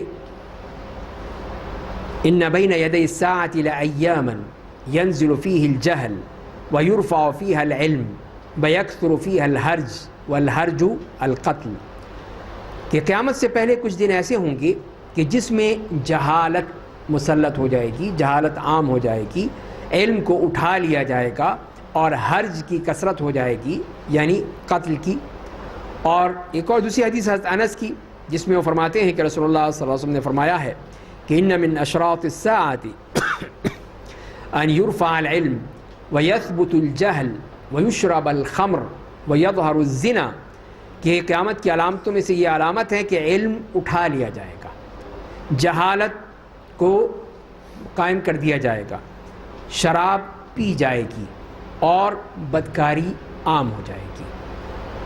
حضرت ابو ہریرہ کی حدیث آتی ہے اسی بارے میں کہ آپ فرماتے ہیں کہ یتقارب الزمان، زمانہ قریب آ جائے گا، وینقص العمل، عمل کم ہو جائے گا، باتیں زیادہ ہوں گی، عمل نہیں ہوگا، ویلقی الشح، اور حرص اور لالچ لوگوں کے دلوں میں ڈال دی جائے گی، وتظہر الفتن، اور فتنوں کا ظہور ہوگا، ویکثر الحرج، اور حرج کی کثرت ہوگی۔ قالوا یا رسول اللہ ای ما ہوا، کہ وہ کیا ہے؟ تو آپ نے فرمایا کہ القتل، کہ وہ قتل و غارت ہے، قتل و غارت ہے۔ تو اس طرح تینوں احادیث میں جو سب سے جو مشترک بات ہے وہ ہے کہ علم کا اٹھا لینا اور جہالت کا ظاہر ہو جانا۔ اس سے مراد کیا ہے کہ کیا علم بالکل ہی اٹھ جائے گا اور علم کی کوئی چیز نہیں رہے گی؟ جبکہ ہم دیکھتے ہیں کہ اب تو کثرت ہے، اب آپ ہی دیکھیں پورے چاروں طرف کتابیں ہی کتابیں ہیں، آپ کتابوں کے درمیان بیٹھے ہوئے ہیں۔ آپ دیکھ لیجئے اسکول ہیں، کالج ہیں، یونیورسٹیاں ہیں، دارالعلوم ہیں، مدرسے ہیں، بے انتہا ہیں۔ اگر ان کو آپ اس طرح گننے لگیں تو وہ ہزاروں کی تعداد میں پہنچ جائے۔ دینی مدارس سے دیکھنے لگیں تو وہ جو تقسیم پاکستان ہند و پاک کے اس وقت سے آپ دیکھ لیجئے کہ اس میں کتنے گنا اضافہ ہو چکا ہے۔ تو یہ تو کہا جا رہا ہے کہ علم اٹھا لیا جائے گا، یہاں تو علم ہی علم ہے، چرچا ہی چرچا ہے علم کا۔ تو اس کا مطلب کیا ہے؟ تو وہ ہمیں حدیث سے معلوم ہوتا ہے، جیسے نبی کریم صلی اللہ علیہ وسلم نے فرمایا ہے کہ ان اللہ تعالی لا يقبض العلم انتزاعا ينتزعه من العباد، کہ اللہ تعالیٰ علم کو نہیں اٹھا لے گا کہ بندوں میں سے اس کو کھینچ لے، ولكن يقبض العلم بقبض العلماء، لیکن اللہ تعالیٰ علم کو اٹھائے گا علماء کو اٹھانے سے۔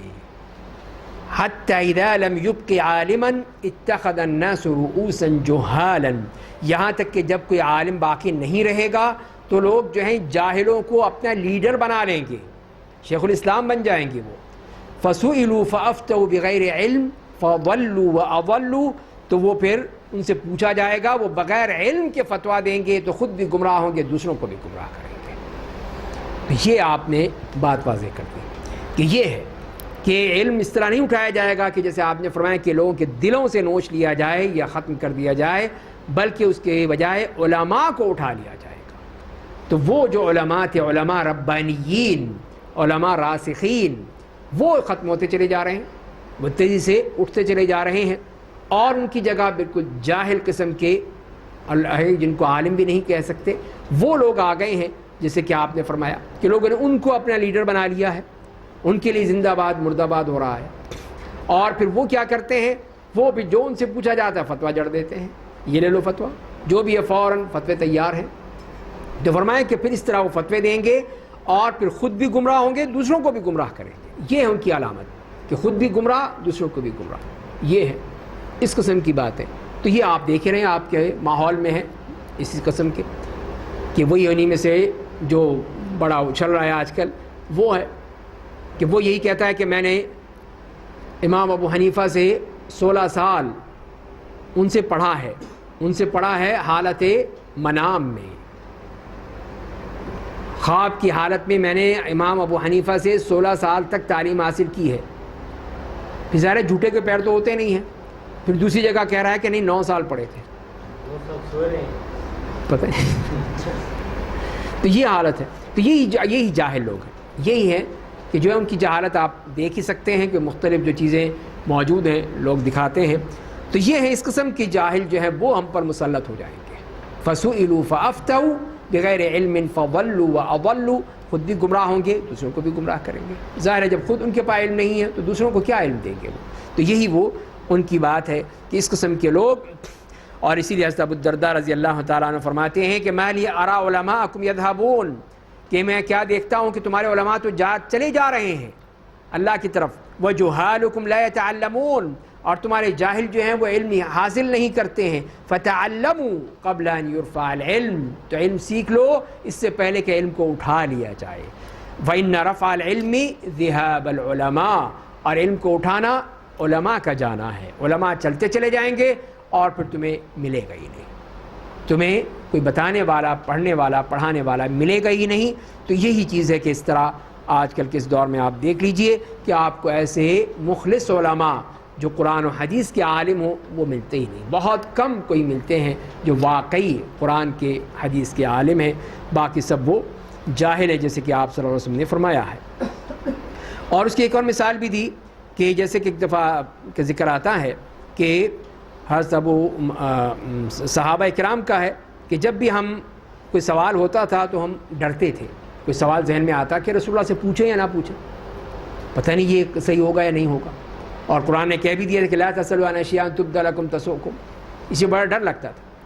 تو ایک دفعہ ایک وہ بدو آیا تو ہم نے اسے کچھ پیسے دیے، اس کو ایک عمامہ دیا، سر پہ باندھ لو، اور کہا کہ جاؤ اب ہم ایک سوال دے رہے ہیں جا کے پوچھ کے آؤ. آپ وہ سمجھتے تھے کہ رسول اللہ صلی اللہ علیہ وسلم ان کو بدوؤں کو تو کچھ نہیں کہیں گے، نہ اللہ تعالیٰ بھی معاف کر دیں گے. تو بدو ہے، دیہاتی ہے، اس کی اپنی فطرت ہے، اس کے مطابق وہ بے دھڑک پوچھ لیتا ہے. ہم اگر پوچھیں گے تو مارے جائیں گے. غلط بات ہو گئی، گستاخی ہو گئی، کوئی نبی کریم صلی اللہ علیہ وسلم کے مزاج کے، آپ کے مقام کے سے فروتر ہوگی تو مسئلہ بن جائے گا. تو خیر کہتے ہیں کہ ہم نے اسے کہا کہ جاؤ جا کے پوچھو.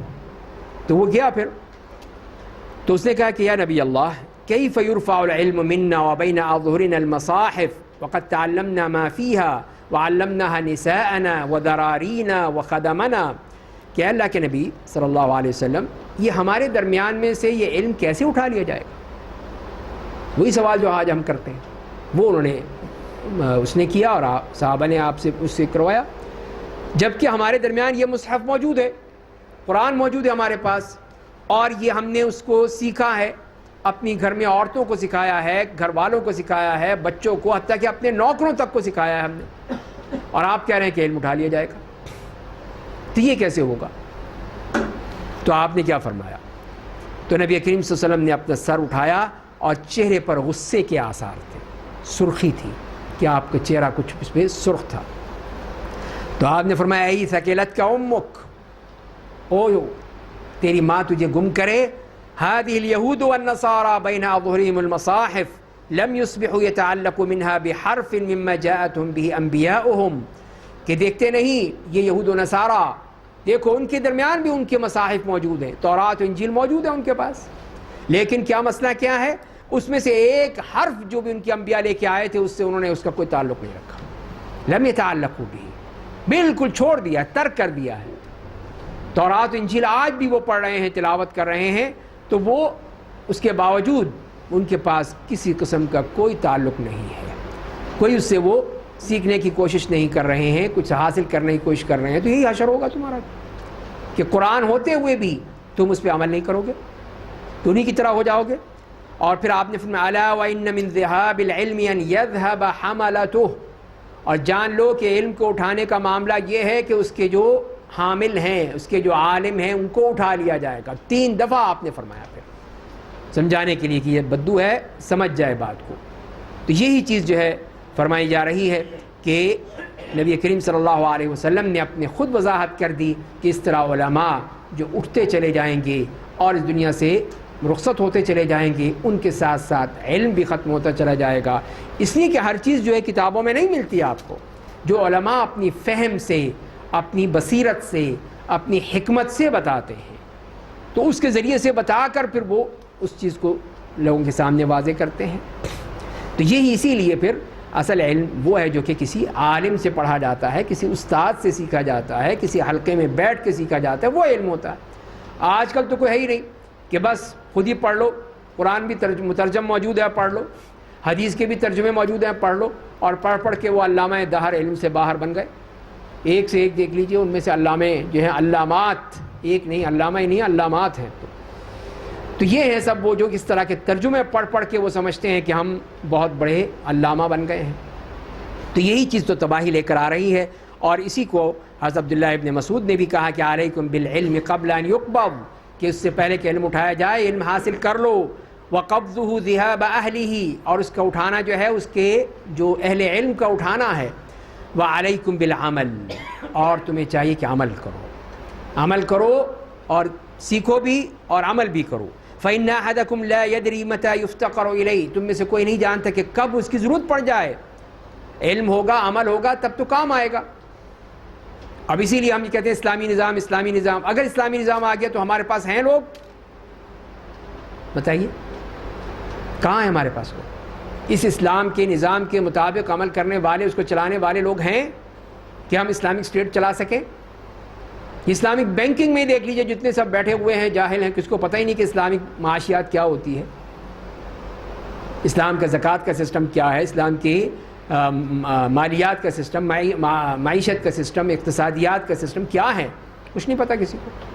ایک وہ رکھ لیتے ہیں کہ ایڈوائزر، ایک شرعی ایڈوائزر کے نام سے، بس جی وہ مولوی صاحب کو پیسے ملتے رہتے ہیں، وہ ٹھاٹ کرتے ہیں۔ باقی کہاں ہے دین، کہاں ہے علم، کہاں ہے؟ کچھ بھی نہیں۔ تو جب تک کہ آپ ان کو علم نہیں سکھائیں گے اس وقت تک وہ کیسے کام ہوگا؟ تو یہی چیز فرما رہے ہیں حضرت عبداللہ ابن مسعود کہ تمہیں کچھ پتہ نہیں کہ کب تمہاری ضرورت پڑ جائے۔ وعلیکم بالعلم، اور علم حاصل کرو، علم حاصل کرو۔ وإياكم والتنطع والتعمق، اور جان لو کہ خبردار کہ یہ اس قسم کی افراط اور تفریط اور اس قسم کی یہ جو ہے موشگافیاں، یہ اس سے کام نہیں چلے گا۔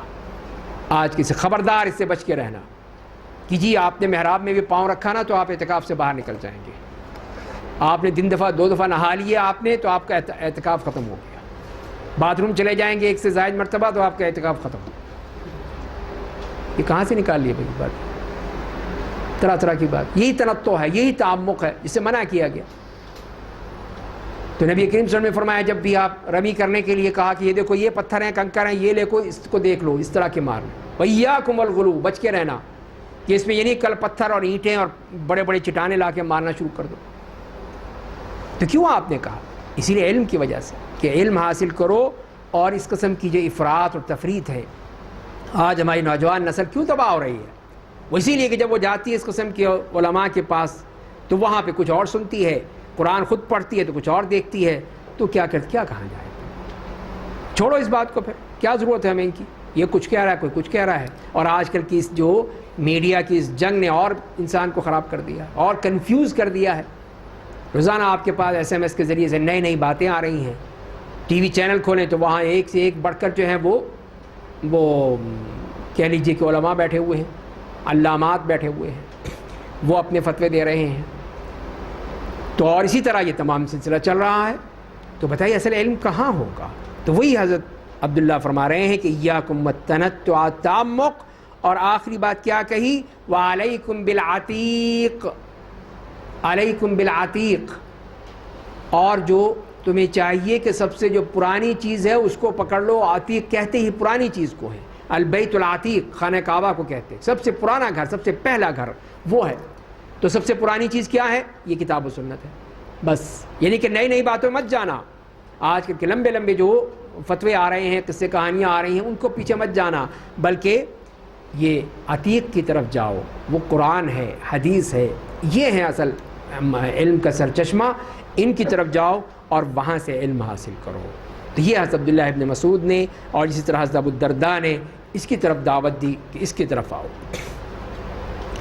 اب آتے ہیں ہم اگلے پوائنٹ کی طرف، 8واں پوائنٹ ہے اب اس میں جو فرمایا گیا کہ درندوں کا اور جمادات کا بات کرنا، درندے بولیں گے اور جمادات بات کریں گے انسان سے۔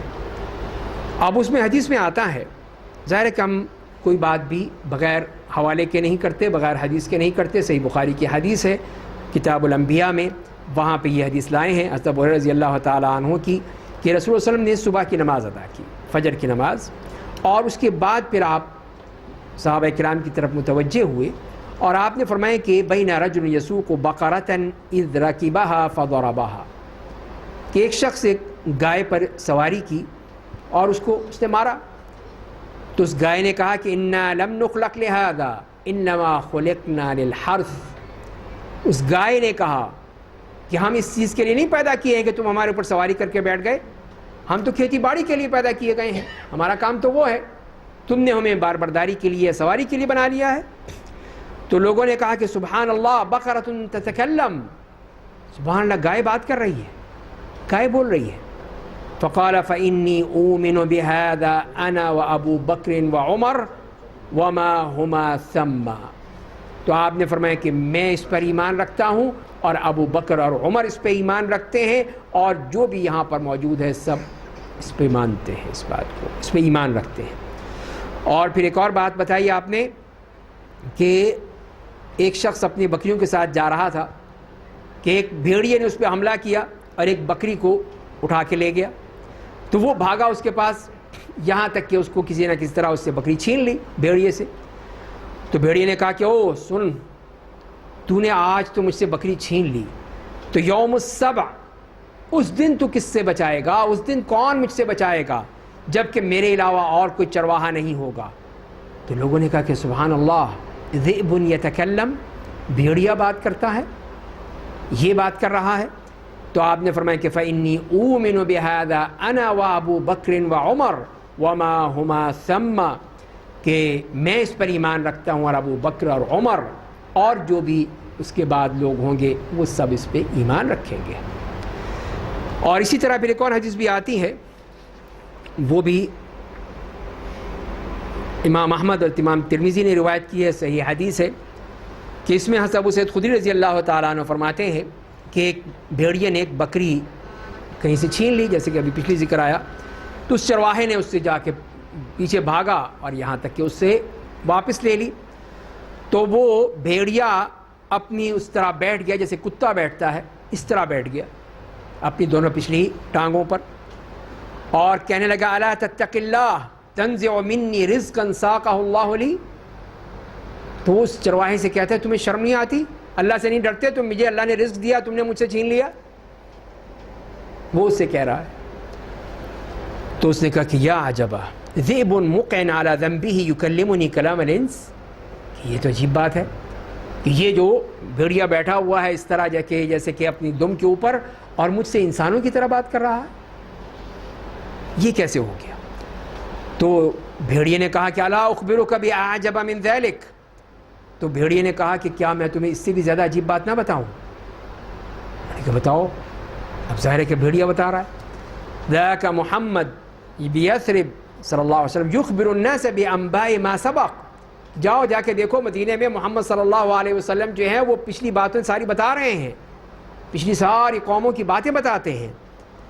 تو اس نے کہا اچھا یہ بات ہے، تو وہ اپنی بکریاں لے کر مدینے چلا گیا وہ چرواہا، یہاں تک کہ مدینے پہنچا اور بکریاں اس نے کہیں جگہ اپنی جمع کی، کہیں پہ اس کو رکھا، اور پھر نبی کریم صلی اللہ علیہ وسلم کے پاس آیا، ہو سکتا ہے مسلمان ہو، اور اس نے سارا قصہ بتایا، ایک بھیڑیے سے ملاقات ہوئی، اس نے بتایا ہے سب کچھ۔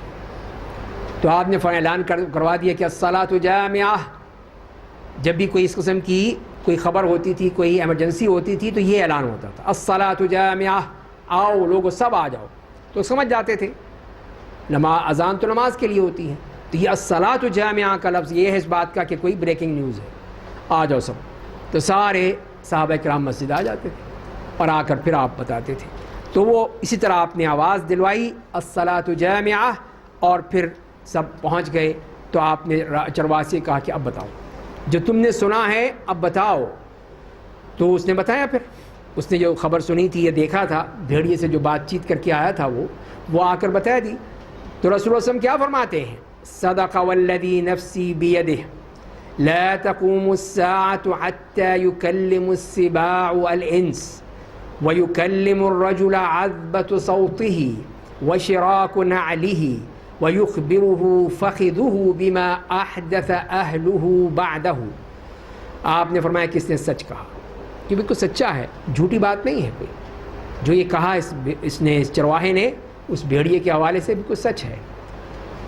اور اس ذات کی قسم جس کے قبضے میری جان ہے، قسم کھا کر آپ نے کہا کہ قیامت اس وقت تک قائم نہیں ہوگی جب تک کہ درندے انسانوں سے بات نہ کر لیں، اور انسان سے یا کوئی بھی مرد ہوگا یا انسان ہوگا، اس کے جو کوڑا ہے اس کا کنارہ اس سے بات کرے گا، اس کا جو چپل ہے، اس کی جو پٹی ہے وہ اس سے بات کرے گی، اور اس کی جو ران ہے وہ اس کو بتائے گی جو اس کے گھر والوں نے اس کے پیچھے کیا تھا. تو یہ آپ نے سب وہ بتا دی اس بات کی طرف کہ قیامت سے پہلے یہ چیزیں سب ہو جائیں گی.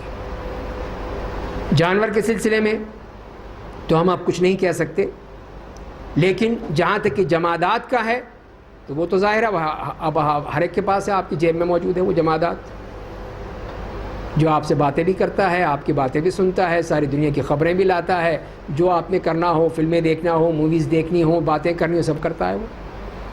تو یہ جمادات نہیں تو اور کیا ہے؟ یہ سب کچھ کر رہا ہے.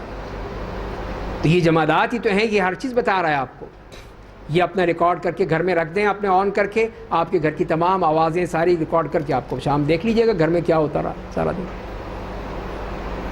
تو یہ ہے جمادات کی حد تک تو واضح ہو گیا سب کچھ، کہ جتنی بھی چیزیں ہیں یہ اس شکل میں وہ ہماری جیبوں میں ہیں، ہمارے پاکٹس میں ہیں، ہمارے بستوں میں ہیں، ہمارے بیگز میں ہیں، اس میں ہر چیز موجود ہے. تو یہ قیامت کی علامت تو پوری ہو رہی ہے. باقی وہ رہا جہاں تک کہ حیوانات کا بات کرنا، تو ہو سکتا ہے وہ وقت بھی آ جائے. اس زمانے میں تو ہو گیا، جیسے کہ اس چرواہے نے آ کر گواہی دی نبی کریم صلی اللہ علیہ وسلم کے زمانے میں آ کر، بعد میں بھی. تو ظاہر ہے کہ وہ علاقہ، وہ زمانہ لے کر قیامت تک وہ یہی زمانہ ہو جائے گا، اس میں بھی کہ اس زمانے میں جب ہو چکا ہے تو قیامت کی علامت میں سے ایک علامت بن گئی. تو وہ ہو گیا ہے، اور اس کی علامت ہمیں حدیث سے مل گئی کہ اس طرح وہ بھیڑیے نے خود اس سے بات کی چرواہے سے کہ یہ بکری تم مجھ سے کیوں چھینتے ہو. اگلے پوائنٹ میں آئیے کہ 9ویں ہمارا پوائنٹ ہے، 10 پوائنٹ پہ ہیں، 9واں اس پہ بات کرتے ہیں، اور وہ ہے قطع رحمی اور بدسلوکی، پڑوسیوں کے ساتھ فساد کا ظہور ہونا. یہ تمام چیزیں جو ہیں یہ بھی قیامت کی علامتوں میں سے ہیں. جیسے کہ نبی کریم صلی اللہ علیہ وسلم نے فرمایا کہ لا تقوم الساعة حتى يظهر الفحش والتفاحش وقطيعة الرحم وسوء المجاورة، کہ قیامت اس وقت تک قائم نہیں ہوگی جب تک کہ ظاہر نہ ہو جائے یہ فحاشی، بے حیائی، قطع رحمی اور پڑوسیوں کے ساتھ بدسلوکی. یہ وہ علامتیں ہیں جو کہ قیامت سے پہلے ظاہر ہونا شروع ہو جائیں گی. اور قرآن نے بھی یہی کہا کہ فَهَلْ عَصَيْتُمْ إِن تَوَلَّيْتُمْ أَن تُفْسِدُوا فِي الْأَرْضِ وَتُقَطِّعُوا أَرْحَامَكُمْ أُولَٰئِكَ الَّذِينَ لَعَنَهُمُ اللَّهُ فَأَصَمَّهُمْ وَأَعْمَىٰ أَبْصَارَهُمْ، کہ کیا قریب ہے کہ جب تمہیں یہ اقتدار مل جائے کہ تم زمین میں فساد پھیلاؤ اور قطع رحمی کرو، وہی لوگ ہیں جن پر اللہ کی لعنت ہوئی ہے، ان کو بہرا بنا دیا، آنکھوں کا اندھا بنا دیا. تو یہ ہے قطع رحمی، کہ اس کے ذریعے سے پھر یہ کچھ ہوگا. اور آپ نے یہ فرمایا کہ لا يدخل الجنت قاطع رحم، قطع رحمی کرنے والا جنت میں داخل نہیں ہوگا. وہ شخص جنت میں داخل نہیں ہو سکتا جو اس طرح قطع رحمی کرتا ہے. اور جبکہ نبی کریم صلی اللہ علیہ وسلم نے یہ فرمایا ہے کہ جو صلہ رحمی کرتا ہے وہ اس کی عمر اور برکت میں، عمر میں برکت ہوتی ہے، رزق میں برکت ہوتی ہے. آپ نے فرمایا کہ من سرہ ان یبسط له فی رزقہ وینسأ له فی اثرہ فلیصل رحمہ، کہ جو یہ چاہتا ہے کہ اس کے رزق میں برکت ہو، رزق پھیلا دیا جائے اور اس کی عمر میں اضافہ ہو، تو اس کو چاہیے کہ صلہ رحمی کرے. صلہ رحمی کا تو یہ فائدہ ہے. اور قطع رحمی کے بارے میں آپ نے سن لیا کہ کتنی سخت الفاظ میں کہا گیا. اور دوسری بات جو ہے وہ پڑوسیوں کے ساتھ بدسلوکی کرنا قیامت کی علامتوں میں سے. اور جبکہ نبی کریم صلی اللہ علیہ وسلم نے یہ فرمایا کہ من کان یؤمن باللہ والیوم الآخر فلا یؤذی جارہ، کہ جو بھی اللہ پر ایمان رکھتا ہے اور قیامت کے دن پر، تو اس کو چاہیے کہ وہ کبھی بھی اپنے پڑوسی کو تکلیف نہ دے، اس کو بدسلوکی نہ کرے۔ اور آپ یہ فرماتے ہیں کہ جبریل نے اتنی مرتبہ مجھے کہا ہے پڑوسی کے بارے میں، اتنا کہا ہے کہ میں یہ سمجھتا ہوں کہ شاید اس کو وراثت میں بھی حق دے دیا جائے گا، کہ مر جائے بندہ تو اس کا کچھ حصہ اس کے پڑوسیوں کے پاس چلا جائے، یعنی اتنا مبالغہ اس میں ہے۔ تو بہرحال یہ دو چیزیں جو بیان کی گئی اس پوائنٹ میں، کہ یہ بھی قیامت کی علامتوں میں کثرت سے ہو جائے گا، قطع رحمی اور پڑوسیوں سے بدسلوکی، کہ کوئی تو جانتے ہی نہیں ہے اب تو، اس خاص طور پر اس جیسے گریڈوں کے ہمارے شہر میں، کہ وہاں جانتے ہی نہیں کہ پڑوس میں کون رہتا ہے، کون ادھر ہے کون ادھر ہے، پتہ ہی نہیں، اس لیے کہ وہ ہمارے گریڈ کا نہیں ہے، وہ ذرا لو گریڈ کا ہے، تو میں اس سے کیوں بات کروں؟ جو میرے گریڈ کا ہوگا میں اس سے بات کروں گا، 20ویں 21ویں 22ویں گریڈ کا ہوگا اس سے بات کروں گا، یہ چھوٹے 16ویں 17ویں کے اس سے میں کیوں بات کروں؟ میری توہین ہوتی ہے اس میں۔ تو ظاہر ہے کہ یہاں پر جب یہ سلوک ہو تو پھر بتائیے کہ وہاں کہاں پہ ہمسایوں کا خیال ہوگا، نہ ہمسایوں کی دوستی ہوگی یا ہمسایوں کے بارے میں اس قسم کے خیالات ہوں گے۔ اور 10واں پوائنٹ ہے وہ ہے زلزلوں کی کثرت، خسف یعنی دھسا دینا، قذف وہ ان کے اوپر کنکروں کی یا چیزوں کی بارش ہونا، اور مسخ بعض لوگوں کو مسخ کر دیا جائے گا ان کے بارے میں، کہ یہ اس کی کثرت ہے۔ اور اس کے بارے میں حدیث میں آتا ہے کہ جس میں آپ نے فرمایا کہ لا تقوم الساعة حتى يقبض العلم وتكثر الزلازل، کہ زلزلوں کی کثرت ہوگی۔ اور حضرت عائشہ کی حدیث میں آتا ہے کہ آپ نے فرمایا کہ يكون في آخر هذه الأمة خسف ومسخ وقذف، کہ اس امت کے آخر میں خسف ہوگا، یعنی کہ زمین کو دھسا دیا جائے، جیسے کہ قرآن نے قارون کے حوالے سے فرمایا فَخَسَفْنَا بِهِ وَبِدَارِهِ الْأَرْضِ، کہ ہم نے اس کو اور اس کے گھر کو زمین میں دھسا دیا، کہ جتنا وہ اونچا اچھل رہا تھا نا، اوپر اچھل رہا تھا، اللہ نے اور نیچے کر دیا، چل زمین میں دفن ہو جاتا۔ تو یہ خسف ہے کہ زمین میں دھسا دیا جائے۔ اور دوسری چیز مسخ، مسخ سے مراد یہ ہے کہ اس کی جو شکل ہے وہ بدل دی جائے، شکل ہی بالکل اس کو بدل دی جائے اور وہ بالکل مسخ ہو جائے۔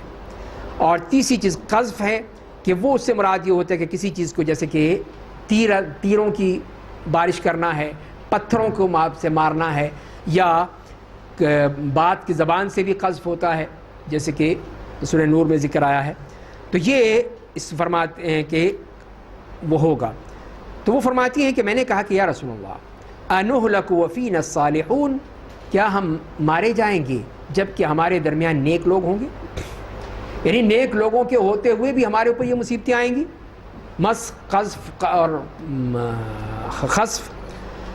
تو آپ نے فرمایا کہ نعم اذا ظہر الخبث، تو آپ نے اس کی علامت بیان کر دی کہ ہاں جب خباثت کی کثرت ہو جائے گی، بڑھ جائے گی اور ظاہر ہو جائے گی، غالب آ جائے گی۔ اذا ظہر الخبث، اور ایک روایت میں اذا کثر الخبث، کہ جب یہ خباثت، ظاہر ہے کہ یہ خیر اور شر تو ہمیشہ سے ہے، ختم تو نہیں ہوا، نبی کریم صلی اللہ علیہ وسلم کے دور میں بھی شر موجود تھا، لیکن خیر غالب تھا، خیر غالب تھا، اور شر کوئی کرتا بھی تھا تو چھپا کر، اگر کیا بھی کسی نے غلطی ہو بھی گئی تو آ کر اس نے کہا کہ یا رسول اللہ مجھے پاک کر دیجیے، مجھ سے گناہ ہو گیا۔ تو یہ ہے کہ وہاں پہ خیر غالب تھا۔ اس کے بعد اور آگے چلتے چلے گئے، جہاں پہ خیر کم ہوتا چلا گیا، شر بڑھتا چلا گیا۔ تو اسی لیے آپ نے فرمایا کہ جب یہ مرحلہ آ جائے گا، جب خیر دب جائے گا اور شر بڑھ جائے گا، خباثت بڑھتی چلی جائے گی، تب یہ ہوگا، اور اس وقت یہ عذاب کی صورت میں یہ چیزیں آئیں گی، اور یہی قیامت کی علامت ہوگی۔ تو اس کا مطلب یہ قیامت سے پہلے یہی حالت ہو جائے گی کہ خباثت کی کثرت ہوگی، خباثت جو ہے وہ بڑھتی چلی جائے گی، اور جو نیکی ہیں، اچھی باتیں ہیں، وہ کم ہوتی چلی جائیں گی۔ اور اس میں یہ حدیث لائے ہیں امام ترمذی کی، جس میں حضرت ابو رضی اللہ تعالیٰ عنہ فرماتے ہیں کہ رسول اللہ صلی اللہ علیہ وسلم نے فرمایا کہ اذا اتخذ الفیء دولا، کہ جب مال فیء کو لوگ اپنی مال سمجھ لیں گے، اپنا ہڑپ کر جائیں گے، والامانۃ مغنما، اور امانت کو مال غنیمت سمجھ لیں گے، کسی نے امانت دی، کھاؤ جی مزے کرو، کون آئے گا، والزکاۃ مغرما، اور زکوٰۃ کو ٹیکس سمجھتے ہیں، زکوٰۃ سے بھاگتے ہیں، فوراً ہی سب نے دے دیا اپنے وہ ایفیڈیوٹ، کہ ہم، کوئی کہتا ہے کہ ہم شیعہ ہو گئے، کوئی کہتا ہے قادیانی ہو گئے، ہم نہیں زکوٰۃ دیتے، والزکاۃ مغرما آپ فرما رہے ہیں۔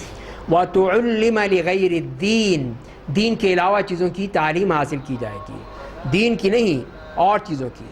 وَأَطَاعَ الرَّجُلُ امْرَأَتَهُ وَعَقَّ أُمَّهُ، اور مرد جو ہے وہ اپنی بیوی کی اطاعت کرے گا، زن مرید، وَعَقَّ أُمَّهُ، اور اپنی ماں کی نافرمانی کرے گا، اس کے ساتھ بدسلوکی کرے گا۔ وَأَدْنَى صَدِيقَهُ وَأَقْصَى أَبَاهُ، دوستیاں یاریاں تو بہت ہوں گی، باپ کو پوچھے گا بھی نہیں، باپ کو بہت دور۔ وَظَهَرَتِ الْأَصْوَاتُ فِي الْمَسَاجِدِ، اور مسجدوں میں شور و غل برپا ہو جائے گا۔ وَسَادَ الْقَبِيلَةَ فَاسِقُهُمْ، اور قبیلے کے اوپر جو سب سے بڑا فاسق و فاجر ہوگا نا، وہی ان کا صدر بن جائے گا، امیر بن جائے گا، ان کا بڑا بن جائے گا۔ وَكَانَ زَعِيمُ الْقَوْمِ أَرْذَلُهُمْ، اور قوم کا لیڈر سب سے بدترین شخص ہوگا، سب سے ذلیل شخص جو ہے وہ قوم کا لیڈر بن جائے گا، صدر پاکستان بن جائے گا۔ وَأُكْرِمَ الرَّجُلُ مَخَافَةَ شَرِّهِ، اور کسی کی شخص کی عزت کی جائے گی، کیوں؟ اس کے شر سے بچنے کے لیے، صرف اس لیے کہ بدماش ہے، رہنا ہے اس کے ساتھ، تو چلو اس کو چودھری صاحب، میاں صاحب، بڑے صاحب، آگے پیچھے، اس لیے کہ یہ سب سے بڑا گنڈا تو یہی ہے، اگر کوئی اس کی شان میں گستاخی ہو گئی تو یہ کچھ کر دے گا، تو لہذا اس کی عزت کیوں کی جا رہی ہے؟ اس کے شر سے بچنے کے لیے۔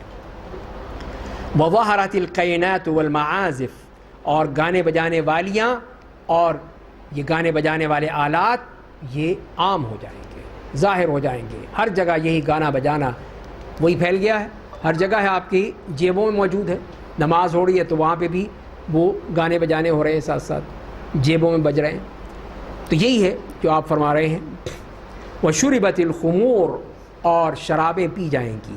وَلُعَنَ آخِرُ هَذِهِ الْأُمَّةِ أَوَّلَهَا، اور اس امت کے آخری لوگ اس کے اول کو گالیاں دیں گے، لعنت بھیجے کریں گے کہ ان لوگوں نے یہ کیا، ان لوگوں نے وہ کیا۔ فَلْيَرْتَقِبُ عِنْدَ ذَلِكَ رِيحًا حَمْرَاءَ وَزَلْزَلَةً وَخَسْفًا وَمَسْخًا وَقَذْفًا، اور پھر اس وقت ان کو چاہیے کہ وہ انتظار کریں سرخ آندھی کا، زلزلوں کا، دھنسانے کا، مسخ کرنے کا، اور پتھروں کی بارش کا۔ وَآيَاتٌ تَتَابَعُ كَنِظَامٍ بَالٍ قَطَعَ سِلْكُهُ فَتَتَابَعَ، تو آپ فرماتے ہیں کہ اس طرح نشانیاں پھر مسلسل آتی چلی جائیں گی، اس ہار کی طرح جس کی رسی پرانی ہو گئی تو کٹ گئی تو سارے موتی فوراً گر گئے، پھر کوئی بچتے نہیں، پھر وہ سارے موتی فوراً گر جاتے ہیں جب اس ہار کا وہ دھاگا ٹوٹ جاتا ہے۔ تو اسی طرح فرمایا کہ اس طرح سب کچھ وہ ختم ہو جائے گا، اور اس طرح وہ ایک کے بعد دوسرا، دوسرے کے بعد تیسرا، تیسرے کے بعد چوتھا، مسلسل پھر وہ چیزیں آتی چلی جائیں گی۔ تو اس طرح اس حدیث میں دیکھیے کہ کس طرح آپ نے بتا دیا کہ یہ وہ علامتیں ہیں کہ جو کہ ظاہر ہو جائیں گی، معاشرہ اتنا بگڑ جائے گا، اتنا خراب ہو جائے گا، اور یہ وہ مسائل ہوں گے جو لوگوں کے سامنے آئیں گے۔ اس طرح یہ 10 چیزیں ہیں جو کہ آپ کے سامنے رکھی گئی ہیں، اور اس کے اندر ایک سے زائد بھی ہیں ہر پوائنٹ میں، تو یہ وہ عمومی چیزیں ہیں جو بتا دی گئی ہیں۔ سارا سب کا استقصاء کرنا یا سب کو شامل کرنا مشکل تھا، لیکن یہ جو عموم احادیث میں آئی ہیں، جس میں خاص طور پہ قیامت کی علامات کے حوالے سے فرمایا گیا ہے، اور پھر صحیح احادیث ہیں، ان کو صاحب کے سامنے پیش کر دیا گیا ہے۔ کل انشاءاللہ کوشش کریں گے جو علامات کبریٰ ہیں اس کے بارے میں بات کریں۔ اللہ تعالی ہمیں سمجھنے اور عمل کرنے کی توفیق عطا فرمائے۔ جی، عورتوں کا قبرستان جانا کیسا ہے؟ ہاں، یہ سوال کیا گیا ہے کہ عورتوں کو قبرستان میں جانا چاہیے یا نہیں جانا چاہیے۔ اس کے بارے میں نبی کریم صلی اللہ علیہ وسلم نے جب دیکھا تو ان کو منع کیا اور کہا کہ ارجعنا معذورات غیر مأجورات، کہ واپس لوٹ جاؤ گناہ کو لیتے ہوئے اور اجر سے بچتے ہوئے، یعنی گناہ ملے گا، اجر نہیں ملے گا تمہیں۔ اور اسی طرح آپ نے ایک اور فرمایا کہ لعن اللہ علی زائرات القبور واتخاذ المساجد مساجد للعبادہ، اس قسم کی بات آتی ہے کہ پہلی بات یہ فرمائی کہ اللہ کی لعنت ہو جو قبروں کی زیارت کرتی ہیں عورتوں کے حوالے سے۔ اس کا مطلب یہ ہو کہ سختی سے منع کیا گیا ہے کہ عورتیں جو ہیں وہ قبرستان نہیں جا سکتی، اور خاص طور پہ جب یہ منع کیا گیا وہ اسی لیے بھی خاص طور پہ کہ وہ عورت رقیق القلب ہوتی ہے، ہو سکتا ہے کہ قبرستان جا کے وہ پوری طرح اپنے آپ کو نہ سنبھال سکے، وہاں پہ کوئی غلط بات کہہ دے یا نوحہ کرنا شروع کر دے جو حرام ہے، ناجائز ہے، وہ کرنا شروع کر دے یا اور رونا دھونا شروع ہو جائے، تو اسی لیے پھر اسے سختی سے منع کیا گیا۔ الا یہ کہ بس صرف یہ ہے کہ کبھی کبھار کوئی ایسی بات ہو تو اس میں چلی جائے عبرت کے لیے، لیکن اس طرح جو ہے اکثر سے، اسی لیے کہ زوارات کا لفظ بھی آتا ہے احادیث میں، زوارات یعنی کثرت سے قبروں کی زیارت کرنے والی۔ تو ایک تو وہ ہے کہ قبروں کی زیارت اس لیے کی جاتی ہے کہ ان سے کچھ قبر والے سے کچھ حاصل کرنا ہے، کہ جی یہ بڑے پہنچے ہوئے بزرگ ہیں کچھ دے دیں گے، تو یہ بھی حرام ناجائز شرک کہ ہم جا کے کسی قبر والے سے کچھ مانگیں۔ اور دوسری یہ چیز ہے کہ وہاں جا کے قبروں کی زیارت کرنے کے لیے جائے، وہ بھی کثرت سے، تو وہ بھی غلط ناجائز۔ تو اسی لیے جو درمیانی رائے یہ ہو سکتی ہے کہ اگر کبھی کبھار وہ صرف عبرت کی خاطر چلی گئی کسی اپنے عزیز کے تو وہ ہو سکتا ہے، لیکن یہ کثرت سے کرنا اور بار بار کرنا جیسے ہمارے ہاں ہے کہ اس طرح محرم میں چلے جائیں آپ، یا وہ جو شب برات جسے کہتے ہیں اس دن چلے جائیں، تو قبرستان بھرے ہوئے ہوتے ہیں کہ اس میں مرد بھی، عورتیں بھی، اور ساری جو قبریں اپنی پورے لواحقین کی پورا سال گزر گیا، اب اس کی مرمت ہو رہی ہے، کہیں سیمنٹ لگایا جا رہا ہے، کہیں ماربل فٹ کیا جا رہا ہے، کہیں اس پہ عطر کی بارش ہو رہی ہے، کہیں پھول رکھے جا رہے ہیں، کچھ کیا جا رہا ہے۔ تو یہ سب وہ بدعات ہیں، خرافات ہیں جو کہ اسلام میں کسی صورت بھی جائز نہیں ہے۔ دوسرا سوال ہے کہ کسی بچے کا نام حسیب رکھا جا سکتا ہے؟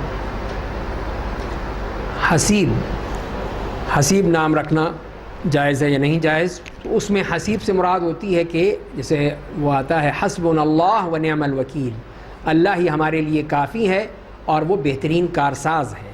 تو حسبنا حسب سے ہی حسیب بنتا ہے کہ وہ جو کافی ہو گیا، تو کافی ہو گیا تو مطلب یہ وہ تو اللہ کی صفت ہے، وہ ہے حسیب، وہ اس کو کہا جائے گا، تو وہ حسیب ہے۔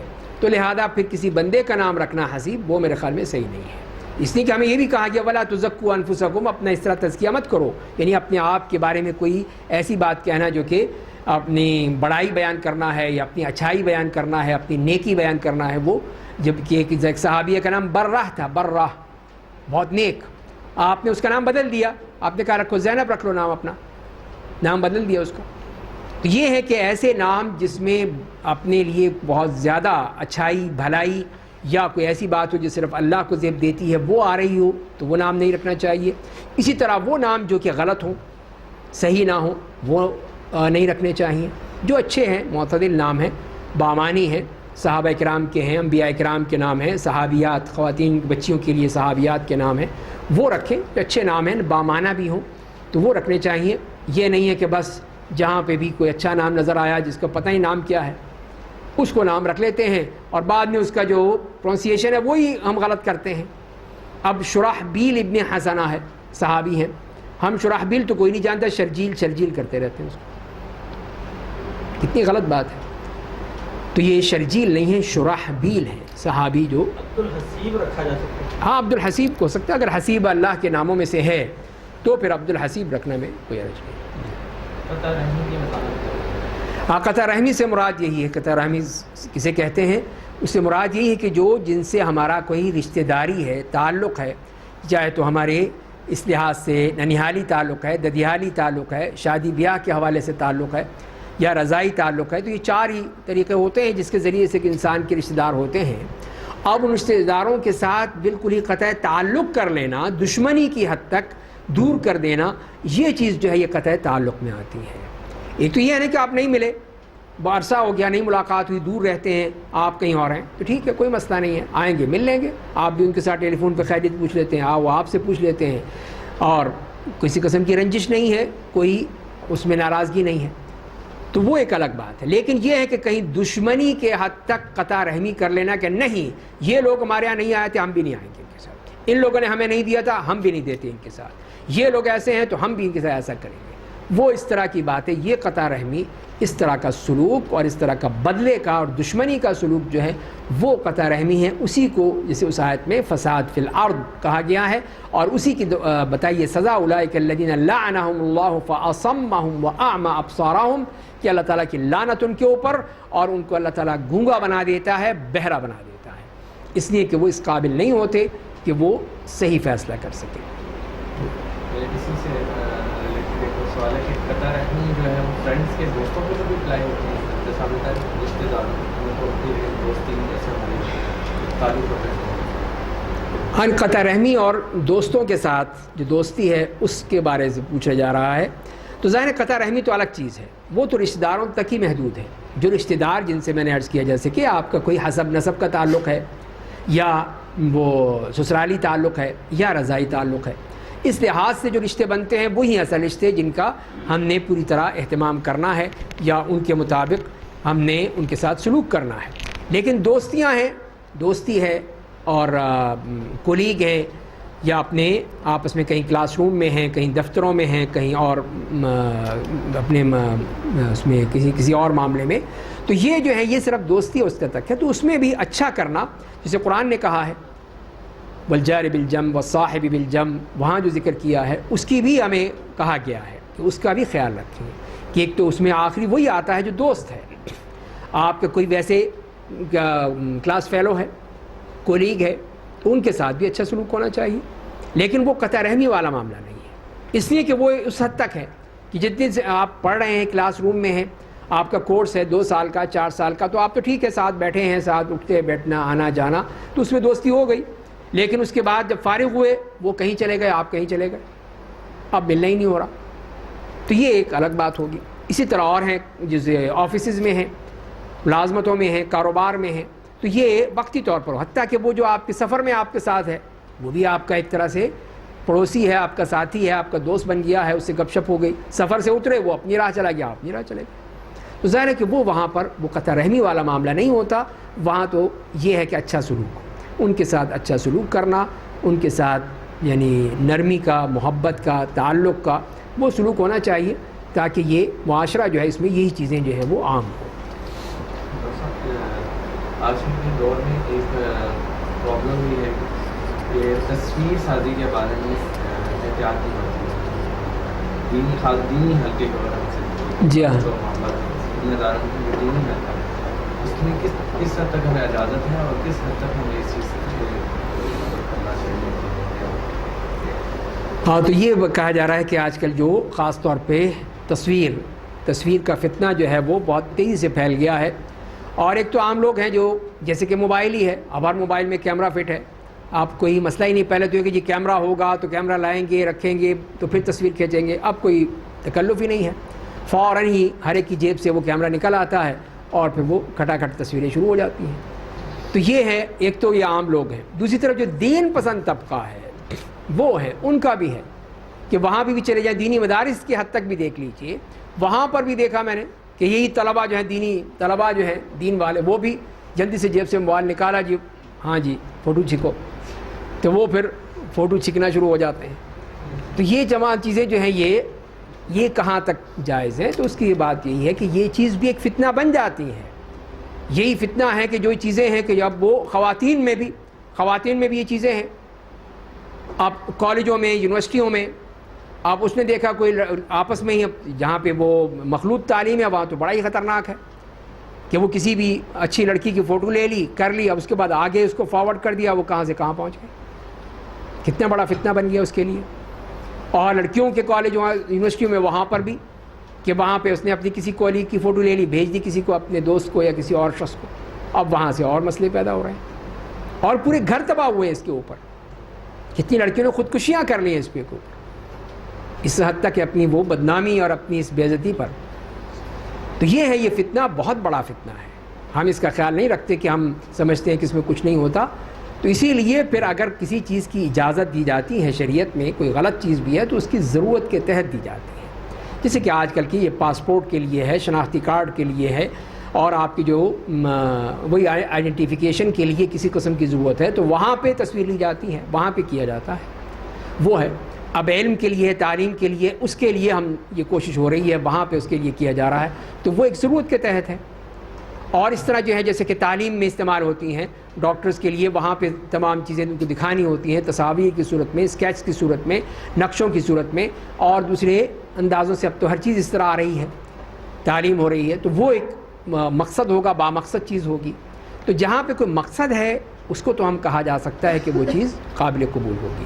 لیکن جہاں پہ صرف ایک وہ یعنی ایک کہہ لیجئے وہ بن گئی ہے ایک فیشن یا ہنسی مذاق یا بغیر ضرورت چلو جی کیمرہ ہے تو لے لو فوٹو بس.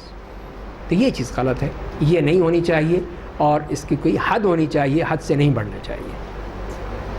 ڈاکٹر صاحب آپ نے دوسری حدیث بیان کی تھی جو بھیڑیے نے بات کی تھی اس سے کیا کہتے ہیں مال والے سے, اس میں اس نے کہا کہ تمہیں کون بچائے گا مجھ سے اس دن, کس دن کی طرف اشارہ کیا گیا ہے؟ ہاں اس میں بعض لوگوں کا یہی کہنا ہے کہ اس سے مراد پھر وہ یہ ہے کہ وہ قیامت کا دن ہے, کہ اس دن تو ظاہر ہے کہ وہاں پہ تو کوئی پوچھنے والا ہوگا ہی نہیں, یعنی جب افراتفری کا عالم ہوگا تو اس میں جو مرضی کر لوں گا, تم کہاں ہوگے, تم اپنی پڑی ہوگی, میں اپنا کام کروں گا. اس حوالے سے بھی ہو سکتا ہے کہ وہ یہ کہنا چاہتا ہو کہ لا راعی لہ غیری, کہ اس وقت تو میرے علاوہ اور کوئی چرواہا ہی نہیں ہوگا. جی ہاں, کہ اور چرواہا نہیں ہوگا, میں خود چرواہا ہوں گا, میں خود جس کو چاہوں گا ہڑپ کر جاؤں گا. یہ تو ظاہر یہ معلوم ہوتا ہے. جی سگریٹ پینا حرام ہے, اس لیے کہ اس میں کوئی فائدے کی بات ہو, تو اس لیے کہ اللہ تعالیٰ نے ہمارے لیے طیبات حلال کی ہیں, پاکیزہ چیزیں. تو اور یہی کہا ہے کہ طیبات من الرزق یا یہ رسل کلوا من الطیبات واعملوا صالحا, اور اسی طرح مومنوں کو بھی کہ یا ایھا الذین آمنوا کلوا مما رزقناکم من طیبات ما رزقناکم. تو ظاہر ہے یہ طیبات میں سے نہیں ہے, اس میں نہ تو آپ کے کوئی صحت کے لیے کوئی چیز فائدہ مند ہے, نہ آپ کے اور کسی چیز کے لیے, بلکہ اس میں پیسے کا بھی خرچ, آپ کے جسم کا بھی تباہی بربادی. اسی کی وجہ سے یہ کینسر ہے اور وہ اور طرح طرح کے امراض ہیں, ٹی بی ہے, وہ سب اس سے پیدا ہوتے ہیں. تو ظاہر ہے کہ پھر اس میں کس طرح اس کو جائز قرار دیا جا سکتا ہے. تو اسی لیے اکثر علماء نے اس کو بالکل حرام قرار دیا ہے, ناجائز ہے کہ وہ چیز جو کہ انسان کی صحت کے لیے مضر ہو وہ خبیث ہوگی, طیب نہیں ہوگی. تو ہمارے لیے طیبات پاک ہیں, خبائث ہمارے لیے حرام ہیں. جی بھائی آج کے درس میں نا ایک چیز آئی ہے کہ لوگ زکوٰۃ نہیں دیں گے, ٹھیک ہے نا. تو اگر ایک شخص کے پاس 10 تولے ہونا, تو یہ بات تو سمجھ آتی ہے کہ بس 40 سال اس نے زکوٰۃ نہیں دی, 40 سال کے بعد وہ پوری جنس زکوٰۃ میں دے دیتا ہے تو اس کی زکوٰۃ تو بتا ہوگی. لیکن اگر وہ پوری جنس 45 سال کے بعد یا 50 سال کے بعد زکوٰۃ میں دے دیتا ہے تو کیا اس کی زکوٰۃ, کیونکہ وہ جنس پہ زکوٰۃ تھی وہ دے دی اس نے, آنے جو حدیث میں الفاظ آئے تھے کہ والزکاۃ مغرمن, کہ زکوٰۃ کو وہ ایک جرمانہ سمجھیں گے. اس کے آج کے نہیں سمجھا جاتا ہے کہ حکومت نے ٹیکس لگا دیا, انہوں نے زکوٰۃ لگا دی, اب ہم کہاں سے دیں. تو یہ زکوٰۃ کو ایک جرمانہ سمجھنا, یہ وہ قیامت کی علامتوں میں سے ایک علامت ہے. باقی جہاں تک کہ ادائیگی کا تعلق ہے تو ظاہر ہے کہ جب اس نے نہیں دی ہے اپنی پوری زندگی دینی پڑے گی, اس لیے کہ یہ ایک فرض چیز ہے, رکن ہے اسلام کا اور فرض ہے اس کے اوپر, اس میں کوئی چھوٹ نہیں ہے. حتیٰ کہ وہ جو ایک نابالغ بچہ ہے اس کے پاس بھی اگر دولت ہے اس کے ماں باپ کی طرف سے تو اس کا جو کفیل ہے اس کی طرف سے زکوٰۃ دے گا, زکوٰۃ دینی ہوگی, زکوٰۃ اس کے مال پر ہے. تو اسی لیے پھر یہاں پر بھی یہی ہے کہ جو اس نے نہیں دی ہے اس کی زکوٰۃ دے گا, جتنا بھی ہو سکے اس کو دینا پڑے گا, جو بھی کر سکتا ہے اس کو کرے تاکہ اللہ کے عذاب سے بچ جائے. اسی قیامت کے دن یہی پیسہ, جیسے قرآن نے بتایا ہے کہ یوم یحمى علیہا فی نار جہنم فتکوی بہا جباہہم وجنوبہم وظہورہم ھذا ما کنزتم لانفسکم فذوقوا ما کنتم تکنزون, کہ اسی دن پھر یہی سونا چاندی یہ اسی کو تپا کر ان کے چہروں کو, ان کے پہلوؤں کو, ان کی پیٹھوں کو اس سے داغا جائے گا اور کہا جائے گا کہ یہ ہے تمہارا خزانہ جو تم جمع کر رکھا تھا, اب اس کا مزہ چکھو. تو ظاہر ہے کہ کچھ ایسا عذاب سے بچنا چاہتا ہے تو پھر اس کو چاہیے کہ وہ اپنی پوری ساری زکوٰۃ ادا کرے, دینی پڑے گی کسی طرح بھی ہو, اور جب تک کہ وہ نیت ہوگی تو اللہ تعالیٰ آسان کر دیں گے. جو دے سکے وہ دے دے, اور اگر وہ نہ دے سکے تو وصیت کر جائے, اس کے مال میں سے دی جائے, اور اگر نہیں ہو سکتا تو پھر ٹھیک ہے وہ معاف ہو جائے گی. پر اس کی نیت ہونی چاہیے دینے کی, نہیں ہوگی تو پھر پکڑا جائے گا. لیکن اگر نیت ہے اور نہیں دے پایا تو پھر وہ اللہ تعالیٰ معاف کر دے کہ اس شخص کی نیت تو تھی لیکن نہیں دے سکا کسی وجہ سے, تو وہاں پہ پھر معافی کے امکان موجود ہے. قرآن میں تو نص صریح ہے کہ الذین لا یؤتون الزکاۃ وهم بالآخرۃ هم کافرون. جی ہاں بالکل, بہت سخت ہے. زکوٰۃ جو ادا نہیں کرتا وہ مسلمان نہیں ہے. وہ تو انکار کی صورت میں ہے نا, کہ جو انکار کر دے معلوم من الدین بالضرورہ, کہ جو چیزیں جو بالکل دین کے معلوم ہے, نماز ہے, زکوٰۃ ہے, روزہ ہے, حج ہے, اس کا کوئی انکار کرتا ہے تو وہ کافر ہے بالکل. وہ کوئی اس میں سوال ہی پیدا نہیں، دوسرا سوال ہی نہیں، وہ کافر ہے وہ شخص، اس اسلام سے خارج ہے. اور جو نہیں دیتا ہے اس کے لیے سخت وعید ہے، بہت بڑی وعید ہے یہ، کہ جو اللہ تعالیٰ نے بتائی ہے قرآن کریم میں. اس صورت میں کسی کو بس پتہ ہے کہ اس کے پاس 8-10 تولے سونا موجود ہے، آیا اس کو زکوٰۃ دی جا سکتی ہے؟ ہاں نہیں، اس میں تو یہ ہے کہ اصل چیز یہ ہے کہ وہ کسی کے پاس سونا بھی ہے یا گھر بھی ہے، لیکن اس سے وہ کھا نہیں سکتا، سونے کو نہیں کھا سکتا، یا اپنے وہ اس پلاٹ کو یا زمین کو نہیں کھا سکتا، مکان سے کچھ حاصل نہیں کر سکتا، اس کا گزارا مشکل سے ہوتا ہے. اب کہیں فیملی بڑی ہے، پیسہ ہے سب کچھ، لیکن گزارا مشکل ہے، تو اس صورت میں پھر وہاں پر جائے. اگر ایسا کوئی شخص ہے کہ جیسے کہ اس سے لیتے ہیں کہ جو مسکین کی کیٹیگری میں آتا ہے، کہ جس کے پاس کچھ ہے لیکن اس سے گزارا مشکل ہو رہا ہے. جسے قرآن نے ان کو فرمایا کہ اما سفینۃ فکانت لمساکین یعملون فی البحر، کہ وہ مسکین جو سمندر میں وہ کاروبار کرتے تھے، تجارت کرتے تھے، اپنی کشتی چلاتے، تو کشتی تھی ان کی، مالک تھے اس کے، ہوگی اس زمانے میں قیمتی ہوگی، لیکن ان کو مساکین کا اللہ تعالیٰ نے، وہ مسکین تھے. تو یہ ہے کہ صرف دولت ہونا، پیسہ ہونا، یہ امیر ہونے کی علامت نہیں ہے. اصل چیز وہ انسان کی ضرورت ہے اور اس کا گزارا ہے. اگر اس کا گزارا اچھی طرح ہو رہا ہے ٹھیک ہے، تو پھر آپ مت دیجیے اس کو. لیکن اگر واقعی مشکل سے گزارا ہوتا ہے، اس کی فیملی بڑی ہے، مہنگائی کا دور ہے، مشکل ہوتا ہے اس کے لیے، تو پھر اس کو زکوٰۃ دی جا سکتی ہے.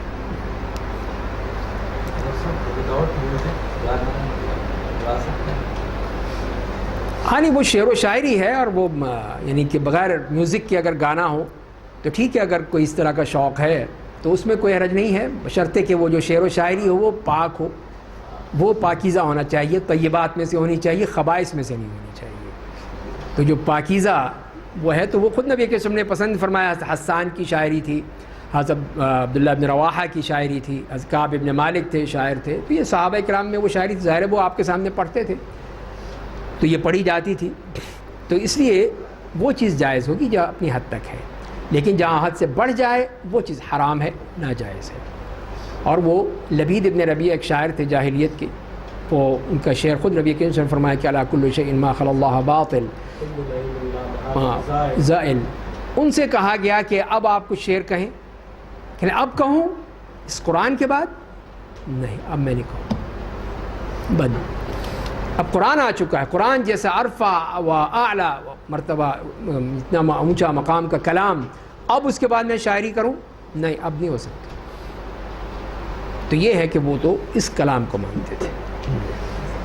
ڈاکٹر صاحب، نبوت کے جو جھوٹے دعوے دار ہوں گے، جی، اب یہ 9 یا 10 ہو گئے ہیں، اس مطلب باقی جو 20 ہیں وہ بھی ظاہر ہوں گے یا کسی جگہ ظاہر ہو چکے ہوں گے جو ہمارے علم میں نہ ہو؟ ہاں نہیں، یہ ہے سوال کیا گیا ہے کہ حدیث میں آیا کہ 30 ہوں گے، 30 نبی ہوں گے، اور ہر ایک کہے گا کہ میں اللہ کا رسول، اللہ کا نبی ہوں. اور جو ذکر کرتے ہیں، ہم جو دیکھتے ہیں تاریخ میں، تو وہ 10-12 ہی بنتے ہیں ابھی تک. جی ہاں، ابھی باقی کہاں آ رہے ہیں یا ابھی کریں گے. تو بہرحال ایک تو یہ ہے کہ یہ جو عادت کا لفظ ہے وہ مبالغے کے لیے استعمال کیا جاتا ہے، متعین لفظ مقصود نہیں ہوتا. جیسے قرآن نے کہا ہے کہ ان تستغفر لهم 70 مرة فلن يغفر الله لهم، کہ اگر آپ 70 مرتبہ بھی ان کی مغفرت کریں گے تو اللہ نہیں مانے گا. یعنی اس کا مطلب 71 مرتبہ کریں گے تو معاف کر دے گا؟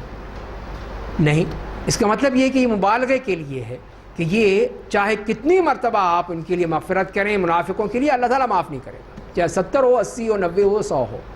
اسی طرح یہاں پر کہہ سکتے ہیں کہ کثرت مراد ہے، کہ وہ ایسی تعداد میں آئیں گے، کثرت میں تعداد میں وہ آئیں گے، یہ جھوٹے نبی جو کہ نبوت کا دعویٰ کریں گے. آپ نے 30 کا ذکر کیا ہے، ہو سکتا ہے 30 ہوں، 30 سے بڑھ بھی سکتے ہیں. یہ تو ہم نے وہ موٹی موٹی باتیں بتا دی ہیں، اور ہمارے علاقے کا جو تھا اس کا بتا دیا ہم نے، ہمارا گرائی تھا. باقی جو ہیں وہ اب کہاں ہوں، ہر ملک میں ہو سکتے ہیں، کوئی کہیں ہو سکتا ہے، کوئی کہیں ہو سکتا ہے.